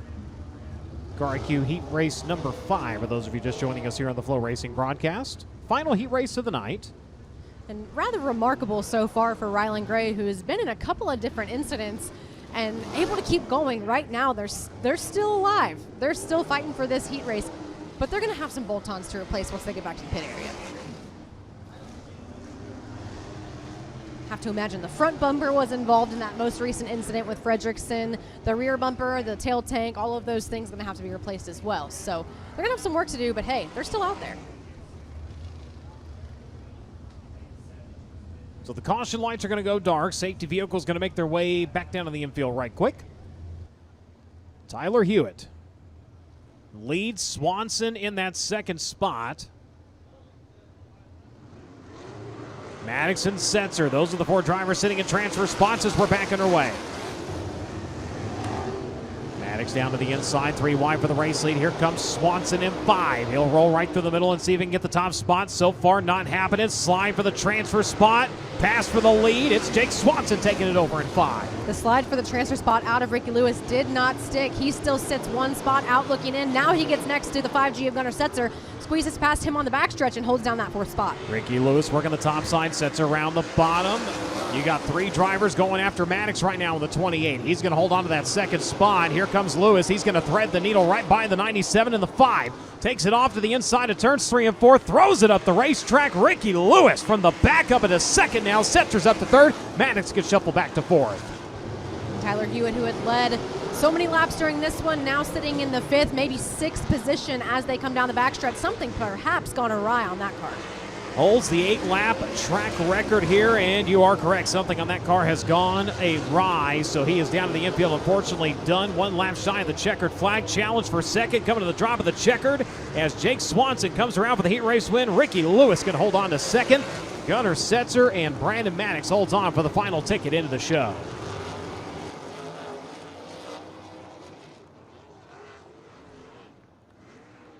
So your winner, ladies and gentlemen, he's out of Anaheim, California, driving the Inland Rigging Snake Enterprises, One-Way DRC, Doughboys LLC, Dirt Roots Digital, number 5T Race Fans. Give him a hand, Jake Swanson. Ricky Lewis, 10th to 2nd. Gunnar Setzer in 3rd. Brandon Maddox in 4th. Hunter Maddox in 5th. Rylan Gray in 6th. Jack James in 7th. Tyler Hewitt, David Gasper, and Parker Fredrickson unofficially rounding out your field. As that'll bring heat races to a close here in night number 1 of the Elliott's Custom Trailers Karts Sprint Car Smackdown. We'll have our heat race winners come up here in just a little bit to get a word with them. Following that, we will go into our C feature event. Quick little break to give transfer